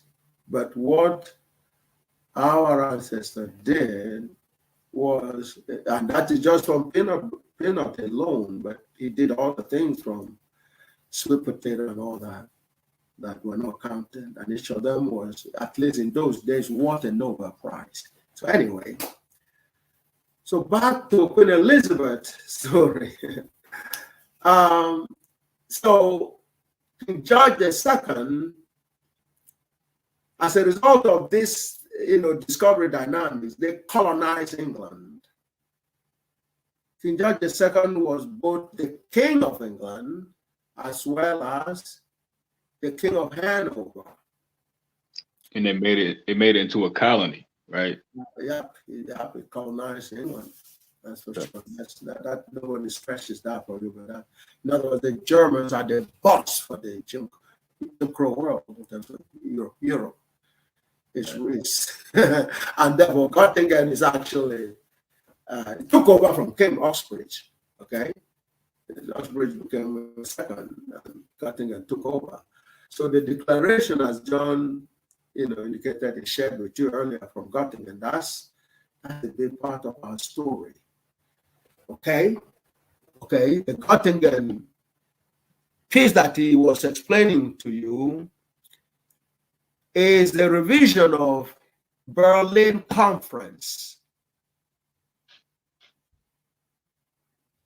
In 2005, they had the Göttingen Conference to revise and reverse and invert the Berlin Conference. Berlin Conference was established in order to justify the taking of our ancestors as prisoners of war globally. And so when you've understood that, then you will know that the word slave can never be used for Black people. It's forbidden because it's a rotten fraud. It's not possible to associate the word slave with the Black people. The only way you can associate the word slave for Black people is if you can associate the word slave with God. Since that is impossible, it's not possible to associate the word slave to any Black person. And one of the proofs of that is this here, what you see. It's infallible proof. Let me take you to the world of Einstein, what Professor Nimalo was saying. Oyibo Einstein's relativities. Every relativity is expressed in terms of n. Einstein had a relativity of n equals 0 and n is equal 1. That's all he had. Are you there?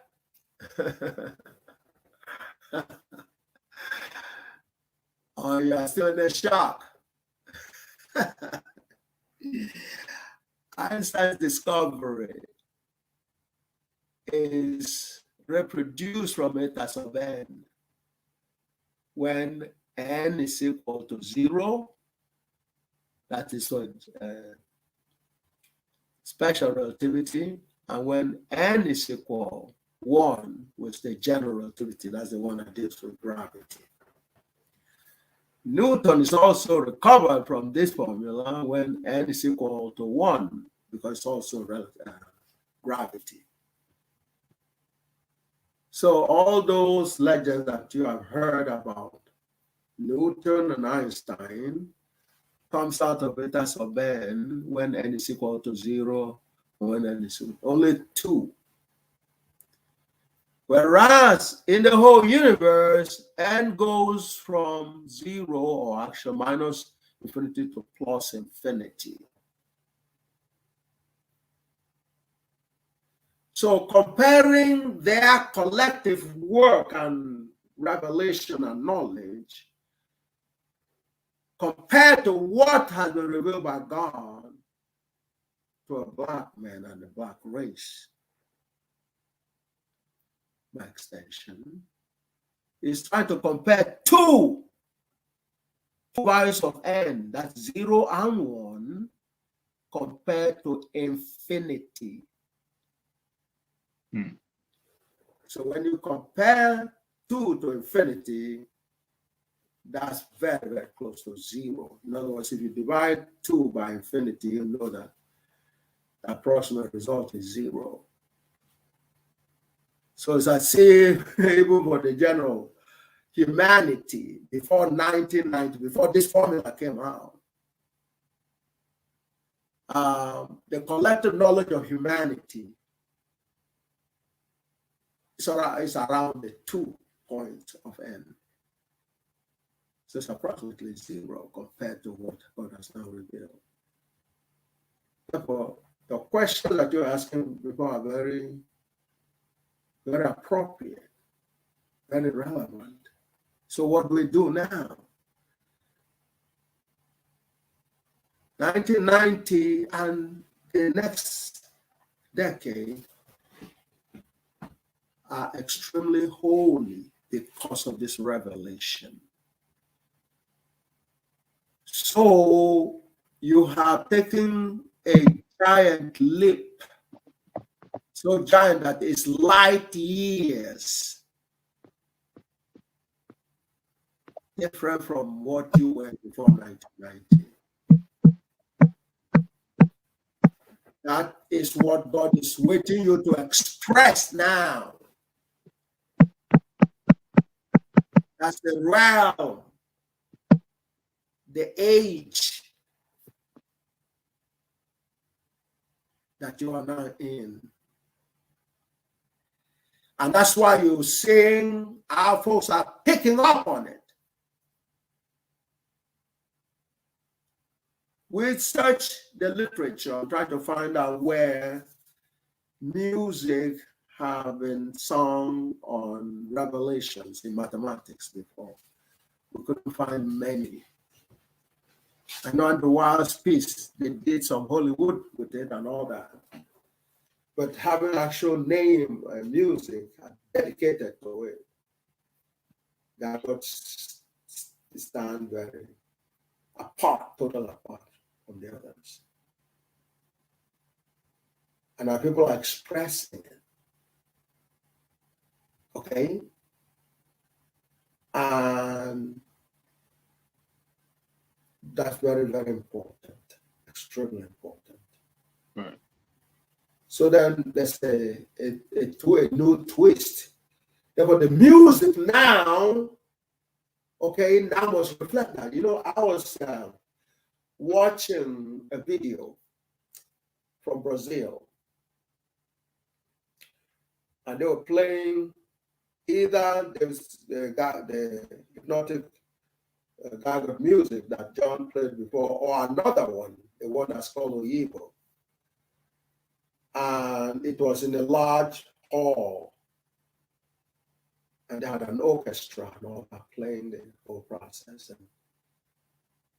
And so I was tuning into it, and so I said, gee, I wonder, you know, who are these Black people that are playing this thing here?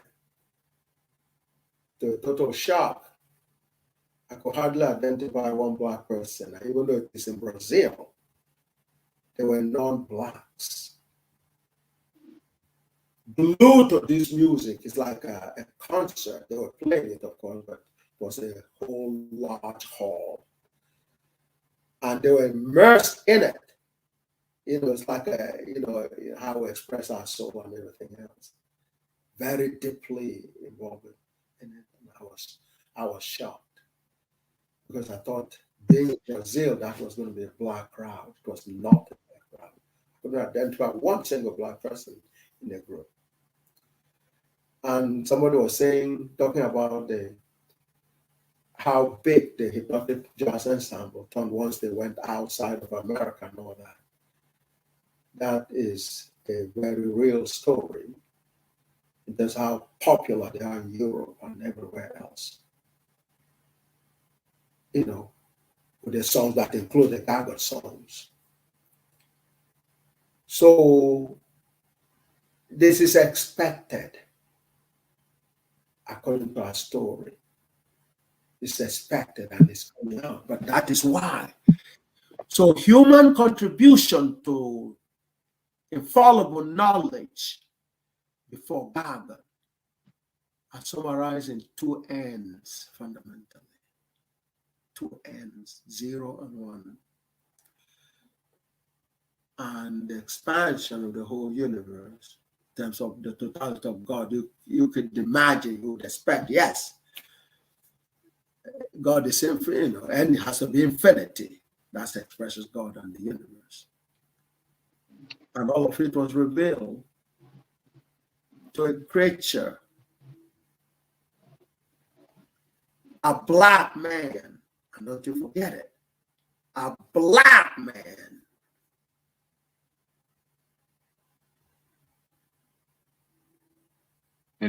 And Doc, I wanted to touch on something really quick. Go ahead. Einstein, the fact that I found out that he never figured out the solution to infinite compression, which technically would be gravity, because gravity would just represent charge acceleration or dielectric acceleration towards the vacuum density at quantum level. So in essence, wouldn't gravity be a representation or be a manifestation of charge acceleration towards center, and charge acceleration towards center also be the cause of consciousness? Because it would take a centripetal convergence. It would take a centripetal convergence towards center. So then my theory would be gravity basically is just, it's infinity, but infinity beginning to accelerate or spiral inward, which again would represent a dielectric acceleration or a charge acceleration towards center. Yeah, yeah. Well, what was done here? See, this is a geometric expression, which is exact. Okay, now this is the material. So material, there's material and space-time, and it's all unified. This is the unification. God is the unification.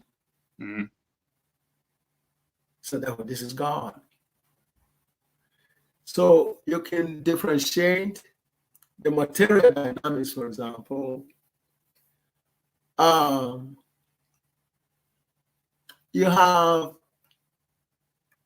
electric charges will respond to electromagnetic field. And anything with mass will respond to gravity field.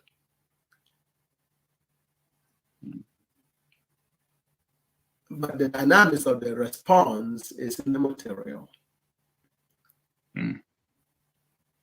So therefore, when you unify the material, G sub nj, then in effect, because this is a common denominator, so when this is unified, then you've unified the whole thing. Right. Which is in effect what you express, because when n is 0, that's electron, that's a subatomic particles, right? And their normal motion without any additional field is straight lines, a straight line. So you can see that geometry in that straight lines when n G sub 0j, and will be 0, so xj to power 1. Right. That's linear, which is why it's called straight line or straight surface. Right. Okay, so electromagnetic waves do propagate like that. Mm. Like a straight line, you're saying? Yes, because the the light waves propagate from the sun, propagated from the sun to the planets in a straight line. So technically then that would be longitudinal waves, or what they call scalar waves. Yeah, but the front of the wave, travels in a constant speed, so it comes out on the straight path, to the planet. Right. So it's a straight line, in other words. So that is seen here. Okay? So you can see that in subatomic particles. And the subatomic particles that convey, which is embedded here, the material part of that's embedded here. The subatomic particle that conveys the light waves is the photons. So you're going to see the photons going on a straight path, coming from the sun to the planet. So you can, and all subatomic particles, unless they're subjected to additional, field, would basically transmit in that form. So quantum dynamics of subatomic particles pretty much, fit into the straight line geometry. Right. And that technically would be because it's instantaneous action at a distance. So it's almost like when we step outside and we feel the light from the sun, it's instantaneous. Okay. It's something to be so far, but we feel it the whole time we're outside. It's like it's action at a distance. The action at the distance, you understand, is, so when Newton was, okay, so if you make n1, okay, then what you see here is the xj squared. All right? And of course, eta sub n tells the whole story. In that, in other words, when, we have a linear and it's a straight line, this will be a constant. But when this is constant, in the case of n is equal to 1, what you have is elliptical paths, within which you see a circular path, and a parabolic path that's open-ended, and a hyperbolic path. Okay. Yeah. Okay. You understand? But Yes. in the analysis before GAGUT, so in other words, you're looking at subatomic particles at n is equal to 0, atomic particles, okay, which is also 1, but that's the subatomic atomic particle level where you have Afro-Croatian, okay? It's similar to the solar system dynamics, okay? So for n equal 1, you have the atomic level and the solar system level. Yes. Which is the macro level. But so all this come out of eta sub n. God beaming it right into the brain of a black man. So don't you ever disrespect yourself.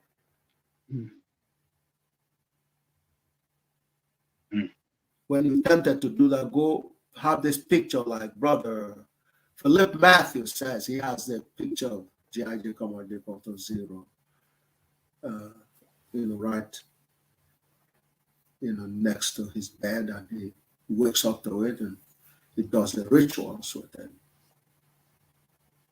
So when you have a temptation to talk the BS about slavery and all that bullshit or colonization, God thinking has changed that story. And praise God for the Galantici. Go tell Reggie of Marbury he needs to study. That's what I told him, and he was trying to fool around. Go study GAGUT and know who you are. Right. Gala and Gitch are not a trivial story for us here. It disproved the Kente Kunte story. Okay? That the black man can be beaten to submission. No, you can't do that. Unless, and there's a Gala saying back where I was born that says what the Gala cannot do, it isn't because he couldn't do it. He just refused to do it. That's a Gala proverb. That's who you are. Indeed. And they sang that tune for me when I arrived. Minister Brown and I arrived in the country of Nigeria in 2004 for the 30-day defense of these equations, where they had the worst, the worst critics and haters of Black people gathered to challenge GAGUT.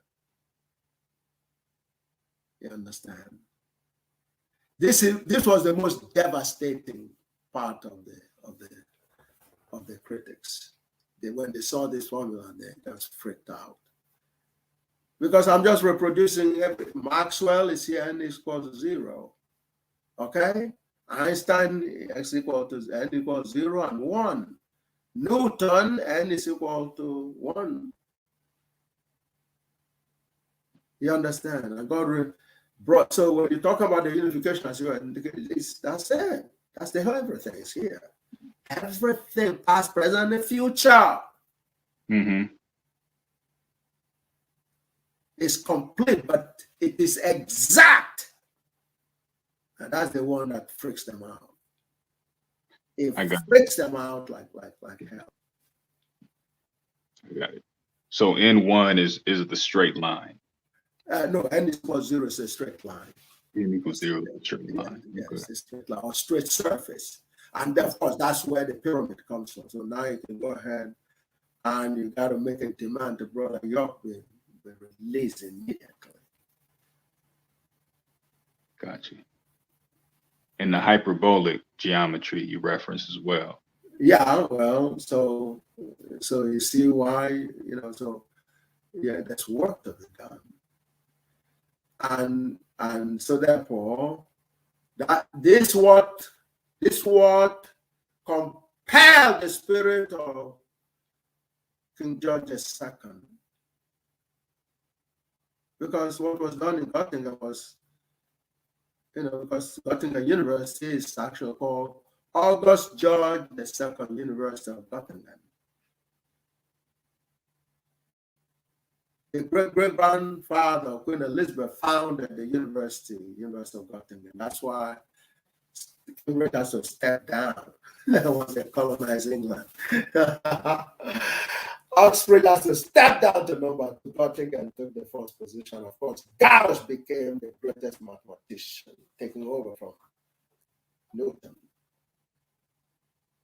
And so what happened in 2005 in Göttingen was Gauss was being celebrated, and because of this equation, GAGUT was also celebrated, because this became the center of the show. Do you all understand? Yes.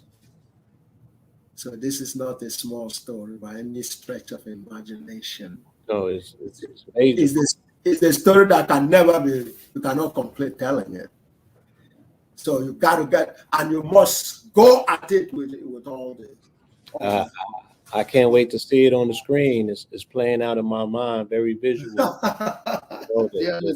People need to see it recreated just like that, you know. You really need to get hold of those brothers there. I was very impressed with KRS-One. You have to get hold of them. This is party time. Call it go back. We will. Yeah. So they're gonna do the soundtrack for the movie. Okay, I know Snipes have been under attack. Try get hold of Brother Glover, Danny Glover. Danny Glover, yes, he will play an amazing Dr. Oyibo. That's right. Yeah, that's right. Hey, you know, there's a brother not so conscious. Another one you need to teach was yes. John. What was his name? The one from UK. Idris Alba. Ah. He would play a good Oyibo as well. Well, this one already played. John, who was a brother from the UK that was playing my role in the Interstellar. A Yellow War. You ever heard? Oh, yes. Brother, yes, they had you in Interstellar. Find his mathematics and his calculations. Get into the corner and indoctrinate him. Let him understand better. You understand? He needs to get more conscious. You understand? Do you understand that? So, Doc, Um, we near the 4 hour mark, you know, and we wind down the program. What would you like to leave the listeners with, and how can an uh, aspiring student get in contact with you for your academy? yes. Well, you need to get involved with the GAGUT, which is the GAGUT Ultimate Human Blessing Award Party. So, you know, and I hope that you can get all these brothers and sisters together to do that, because see, the spirit is there already, okay? But they need to be informed, and you know, they need to hear the story spoken, the language, okay? And when we say language, even local language, like folks get embarrassed by some of our folks in the South, you know, and they you know, Galagachi, they say the accent and everything. You understand all those little things. They don't know that we have to understand that language so we can learn more. Do you understand me? It's not an issue of being embarrassed. Do you understand? There's nothing embarrassing about people talk, because it is those state language through which they're able to communicate the learning that they acquired. So you need to be able to understand that language and communicate with them this story. They're waiting for it, okay? They're waiting for this story.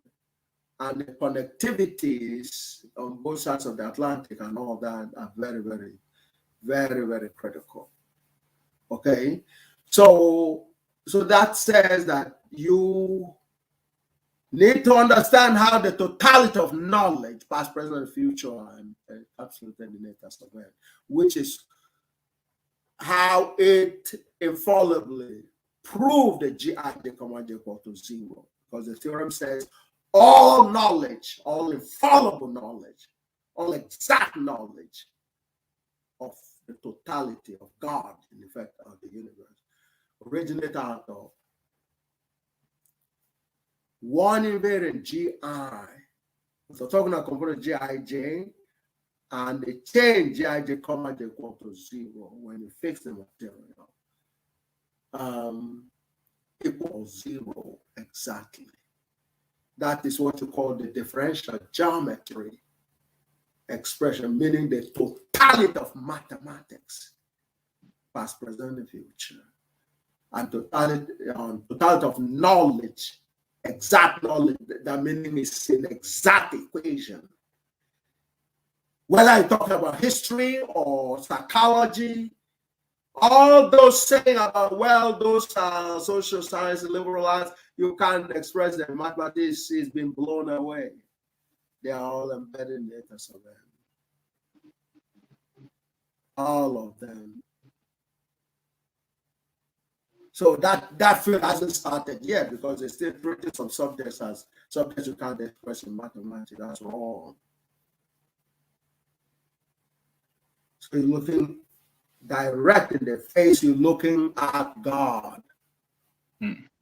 This is God here. So you're able to see God through my eyes. So that's now you're seeing along with me, seeing God. Therefore, that's what you need to be expressing right now. Your genius level now go much higher. It's catapulted. Light years jump. So therefore, tell Jim Crow to mellow down and learn at the foot of the black people. Because we have work to do. We need to visit the next solar system in a few decades. That's 4 light years away. Make a note of that. And this is how we're going to go there. That's when it's going to take us there. You don't just hit some little tiny moon here. Do you understand me? or some little planet and you say, gee, you step into space, you haven't moved anywhere. Go to the next solar system. And along a particular straight line in eta sub n, you're going to see a line up, an infinite line up of the stars along one straight line. Infinite of them. We need to step on the first one in a few decades. And the music need to bring all that together so that people will get the sense of direction where we're supposed to be going. This is the pathway. So therefore, stop this little thing and get cracking with the real story, the real order from God, because this is God ordering us in terms of what God created us to do, which is to glorify the Almighty God. Yes, you need to explore the creation so you can know who your creator is. And through that process, you know who you are. Don't hold down. Don't hold back the glory of God that's inside of you. Don't hold it back. Let it shine.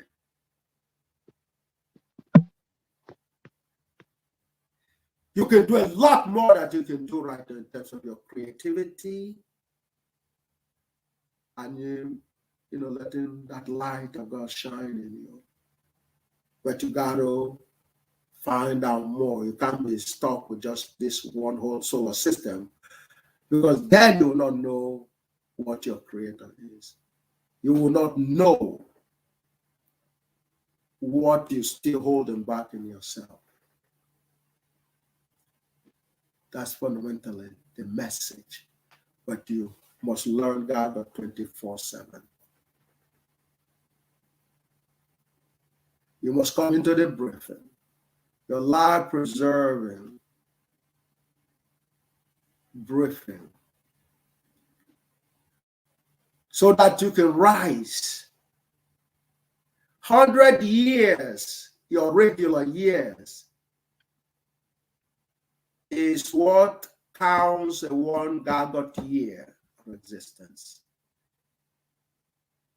Most of the world are transforming on before they're even 70.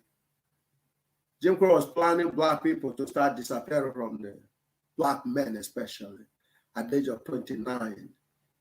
This formula is what ended that project.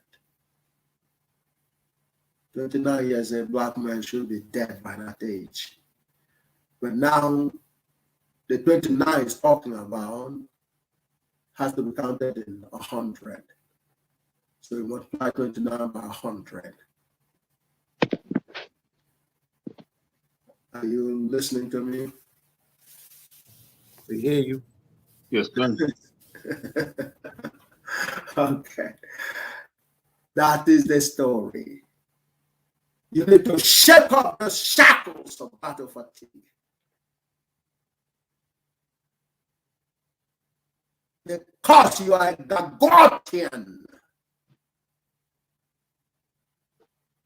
Brother Peter Tosh said when folks were struggling and say, yeah, well, who am I and all that. He says, if you're a Black person, you are an African or Gaussian now.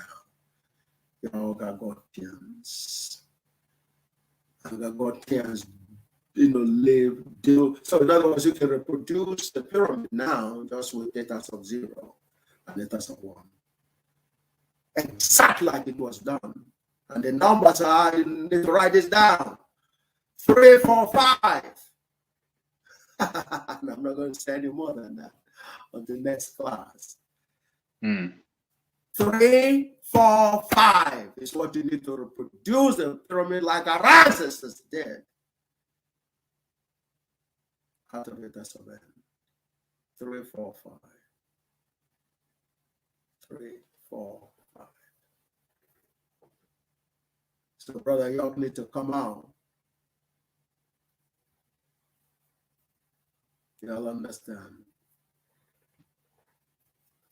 Absolutely. Yeah, we have some incredible projects ahead of us, and they're all embedded in here. God's light must shine. That's the God order. Please take this thing very seriously. Dream about it. Dream about this formula. Make sure you have this formula. You need your GAGUT shirt. Did you tell John tell you that yet? You need your GAGUT shirt. Okay? You need your GAGUT shirt. You must. That's our uniform. That's our uniform. People like Wikipedia, they try to block black people from getting soaked in GAGUT. And Monsieur Kaku is there trying to pretend he's friendly with black people and trying to steal the formula. Wear your GAGUT shirt so you can fail GAGUT and tell Jim Crow and Monsieur Kaku, no, you don't have the intelligence to even wear the shirt.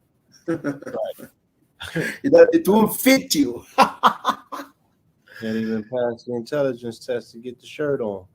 Absolutely. And there's a large gap between 28, which is an understatement, and compared to 19. Yes. So it won't fit. It won't fit. It won't fit. A sister was browbeating her brother one time, and he called him names, she called him names and everything, and the brother says, "Gee, sister, you're being unkind," and the sister says, "Yes, if it fits, wear it." So the brother says, "But it doesn't fit," and she goes, "Wear it anyway." So it doesn't fit. You're going to be wearing an attire that doesn't fit you. Do you understand me? But wear it anyway. That will make you think twice, And the point is, they try to wear the attire of black people. It doesn't fit.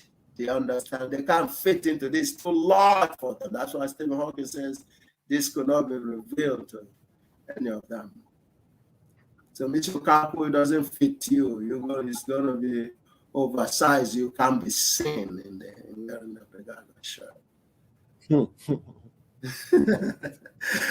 So as you can see, we haven't even started, the story yet, but there you go. You got a taste of it. Okay, so now you're going to do that yourself. Good. That tab that you had open for Professor Animalu's review. Yes. The geometry is there. I don't know if you can scroll it down. You will see a geometry. He had the picture of Einstein and the picture, one picture of me too.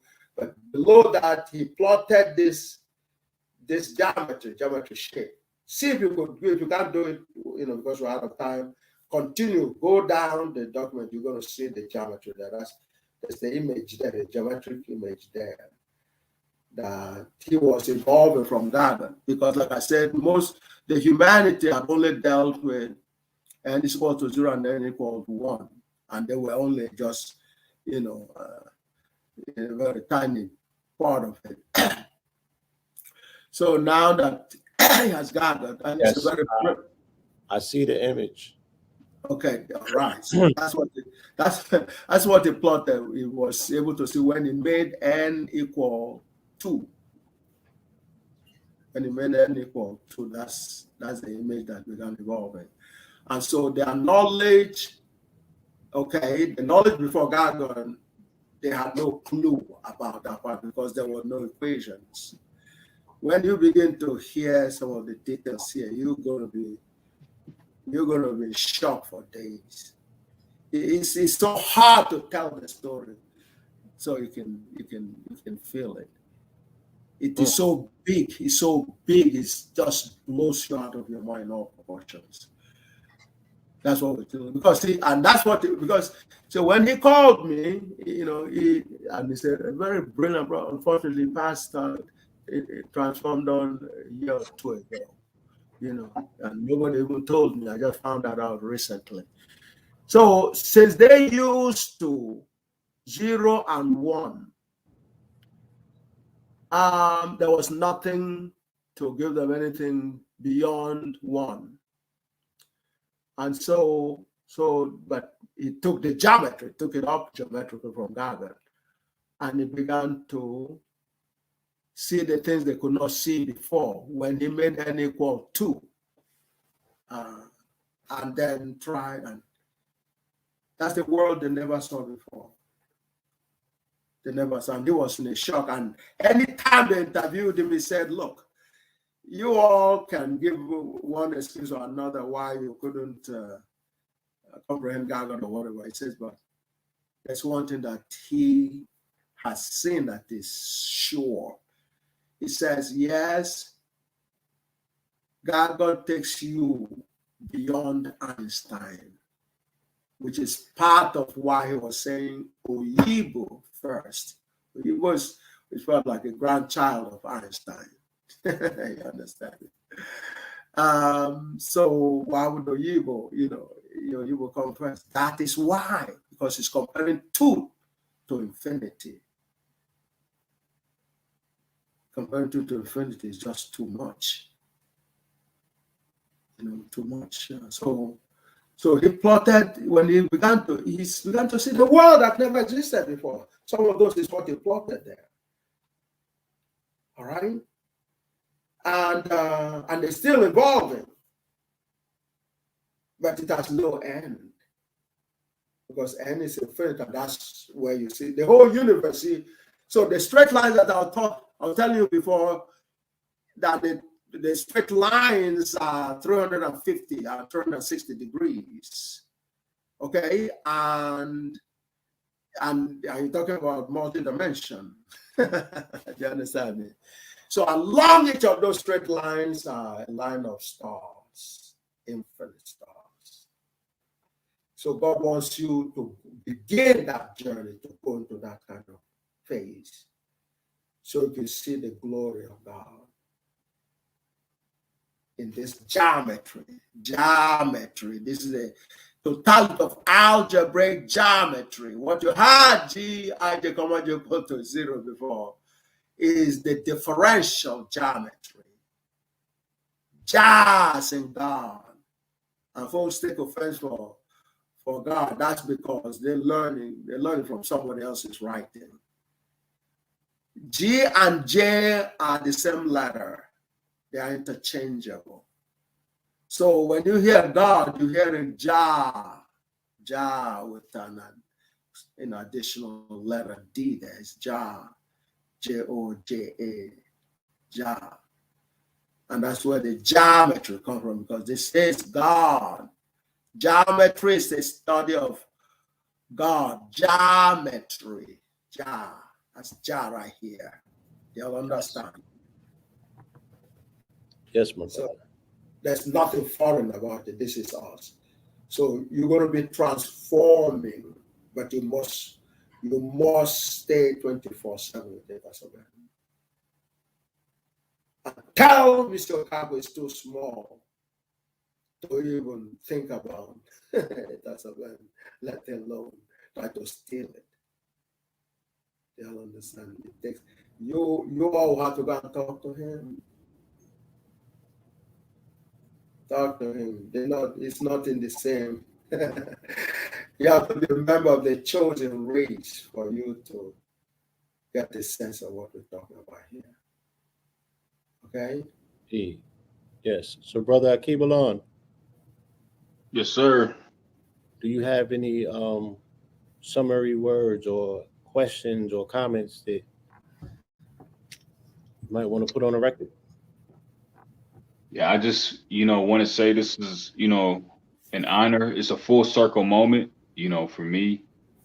I presented this concept of actually bringing you on and speaking with you about a year ago. Me and Blue are in the process of putting together a very monumental, I would say, company, but it's a lot bigger than that, And when I presented it to him, we gave it the name Naga. And one of the first, or if not the first names that popped up in our head in reference to people that we need to speak to was, Dr. Oyibo, in reference to the mathematics and what we're trying to apply with Naga as a scientific, base, having a scientific basis in reference to, cosmology and mathematics, so it's a full circle moment. So I just wanted to, say, again, it's an honor. All the information that you presented to us and the family, I'm going to personally take in and digest, and I'm gonna continue to work, with this formula, and really try to master it, So without further ado, that's pretty much all the questions that I asked in the actual conversation that I have. Yes. We praise God. We praise God for that. Praise God. Yes. Praise God. And that's very nicely done. And those were very good questions. And pile some more. Next opportunity. Say more, because everybody learns when questions are asked. And so on. That's very good. That's very good. Yeah. Yes. So again, this has been a wonderful opportunity for the people to see your mind, and take a journey with you through the interstellar spaces of the imagination, finally being able to see themselves, if not through an equation, right in their own mind when they close their eyes. You give people, the ability and the license to see themselves, 8 million feet again. Mm-hmm. One with the high, no limits. Take the ceiling off and just expand yourself as far as the mind can go. That's where you can touch the edges of this universe, and there are no limits. So thank you so much for who you are, what you have done for us. The freedom, the emancipation you have bestowed upon the melanated mind that has been locked in 32 degrees of frozen Masonic rituals to keep this truth from peoples about who you are. Praise God. These sciences and these arts are hidden, but with the GAGUT, could none deny that the sun has risen. So no matter what they've hidden, the sun has risen, and we rejoice, we honor you, we sing praise to your name. And like I said, I'm gonna see to it that we see this on film, man. Absolutely. I don't know how people feel about Will Smith, but he pulled off King Richard, and then I seen him pull off the movie. He played the Nigerian doctor. He was talking about the NFL and the CTU. Oh, really? What can you do? How do you find out about that? Huh? I mean, which? Well, I don't think we've seen that yet. That's a movie. Yes, a Will Smith movie. Yes, he's playing a Nigerian. Is that recent? Yeah, it's called Concussion. Concussion. Yeah, massive. I'm pretty sure John probably is aware of that. He really has the ability to go into character and marry it with the passion to redeem our people's story. He does that. And there's a few actors I can visually in my mind see, giving your role, your entity, some service, your vehicle, right? Your electrical vehicle that's running on all cylinders, giving these people the business. We got to show that. And by the way, going to Oxford, pushing over libraries like this. You ain't gonna read this shit no more. Well, somebody reported over here and said that you all are doing some wonderful things. You have a school over there. We need some more information in regards to that school. And a company or something like that's going on. We've been getting some reports Okay, so you need to give us some more information in regards to that. In addition, it's also important for you all to join the proposition to set up the formula, the two formulas here, a statue for the GAGUT, a big statue on it in Washington, D.C. And John will send you an example of what the Jews did with the formula of E equals MC squared in Berlin. And our folks are saying, yeah, the GAGUT formula needs to be placed just like that in Washington as well.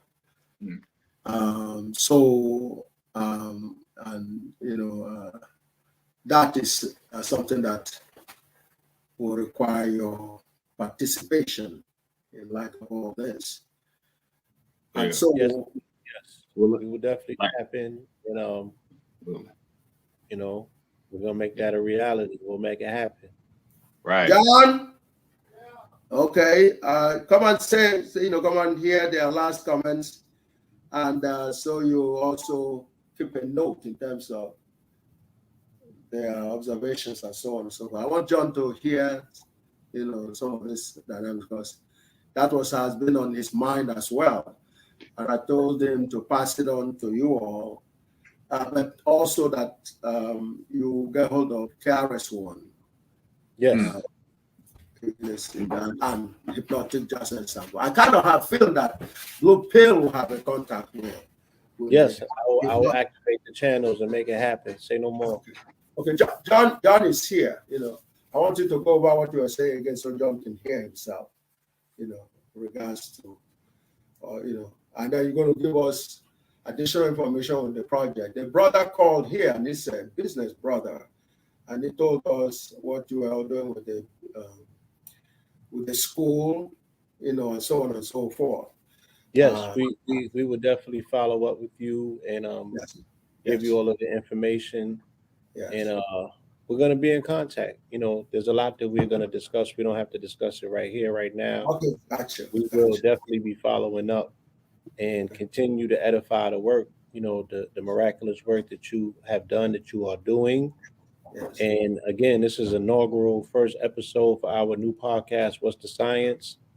Yes. So, you know what I'm saying? This becomes the emanating being. This becomes the ray of light that everything will emanate forward from. So absolutely. It's consecrated. It's a cornerstone. It ain't going nowhere. And we're fully fixed and foundated, you know what I'm saying? Yes. In this mission and this movement to show and prove unanimously, with infallible truth. Absolutely. The black and don't hold back. Don't hold back. Don't hold back either. That's the order from God. Dealing with theorems. Like Blue said, this is the foundation. This is our first episode. So again, it's monumental for us to commemorate and honor somebody of your stature with a mind like yours, because this is the beacon of light that's going to shine, from this podcast, so this is a very solid foundation that we started on. And this is a great kickstart to what we got going on. Again, we're going to present opportunities and also demonstrate GAGUT in real time, so that our people can get used to actually seeing the equation and, let that embed into their mentality, so in their subconscious. So, it's a pleasure. It's something. This is a time in history right now. This is a very monumental time. Well, praise God, and on that, and the idea of the statue in Washington, I thought that was very inspirational, given what the Jews had just done and all that. And there was there's still a sister who has been working so hard to put an edifice for Benjamin Banneker. Her name is Sister Sitz, S-E-A-T-S, Sister Sitz. And there had been two Senate bills on that particular piece, but still has not come to fruition. So I'm hoping that with the a proper organization of our people, and hit the Hollywood, hit the the black entertainment, and all those bring them the awareness. And I'm hoping that the Benjamin Banneker piece can be pulled off, after all the contribution that he did. He built Washington, D.C. You understand? And he was a legendary. Yeah. I mean, talk about a movie that really needs to get done. Benjamin Banneker Bay needs his just due. He needs a story told. And that story would open up so many conversations and so many lanes and avenue of investigation. You feel me? Like the people, once again, like you personify our brilliance. Our people have to continuously see their brilliance in one another. And, you can see it in Benjamin Banneker Bay. You feel me? So, yeah. But make a note of Sister Sits, okay? Make a note of her as well. It's the Benjamin Banneker organization, Sister Sits. And I hope that you all can give her such a good feeling that says she has people who will be talking on a broader topic, that includes Benjamin Banneker. Yeah, we're going to plug in and make it happen, Doc. All right? Sounds good. Sounds wonderful. Sounds wonderful. We want to say thank you. This was an amazing, amazing episode, amazing opportunity to see your beautiful mind and, bring this galactic design to our people. And yes, thank you, thank you, thank you. Thank you very much. And GAGUT evening and GAGUT, blessing. God's blessing. GAGUT blessings, GAGUT greetings. Yes. GAGUT greetings. GAGUT greetings. Yes, and thank you, my brother, for your amazing contribution as well. I totally understand your passion, and your mission is well warranted to get this to every corner, crevice, and crack of this country and beyond, where our people reside, so they could come online and tap into the power of their almighty mind. With that, I gotta say peace, love, and light. Thank you for that. Yeah, just know you got two people, who's with you with that. So, the level of passion that you possess and that you present, you got two individuals here in this room, including Dr. Oyibo as well, that are on your side. And, again, want to continue to demonstrate this in real time and get this information out, So, you got two people you can contact right here. Praise God for that. Okay. That being said. Yes, with that being said, we want to say thank you. Until the next episode. Peace. Peace and GAGUT greetings. GAGUT greetings. Peace.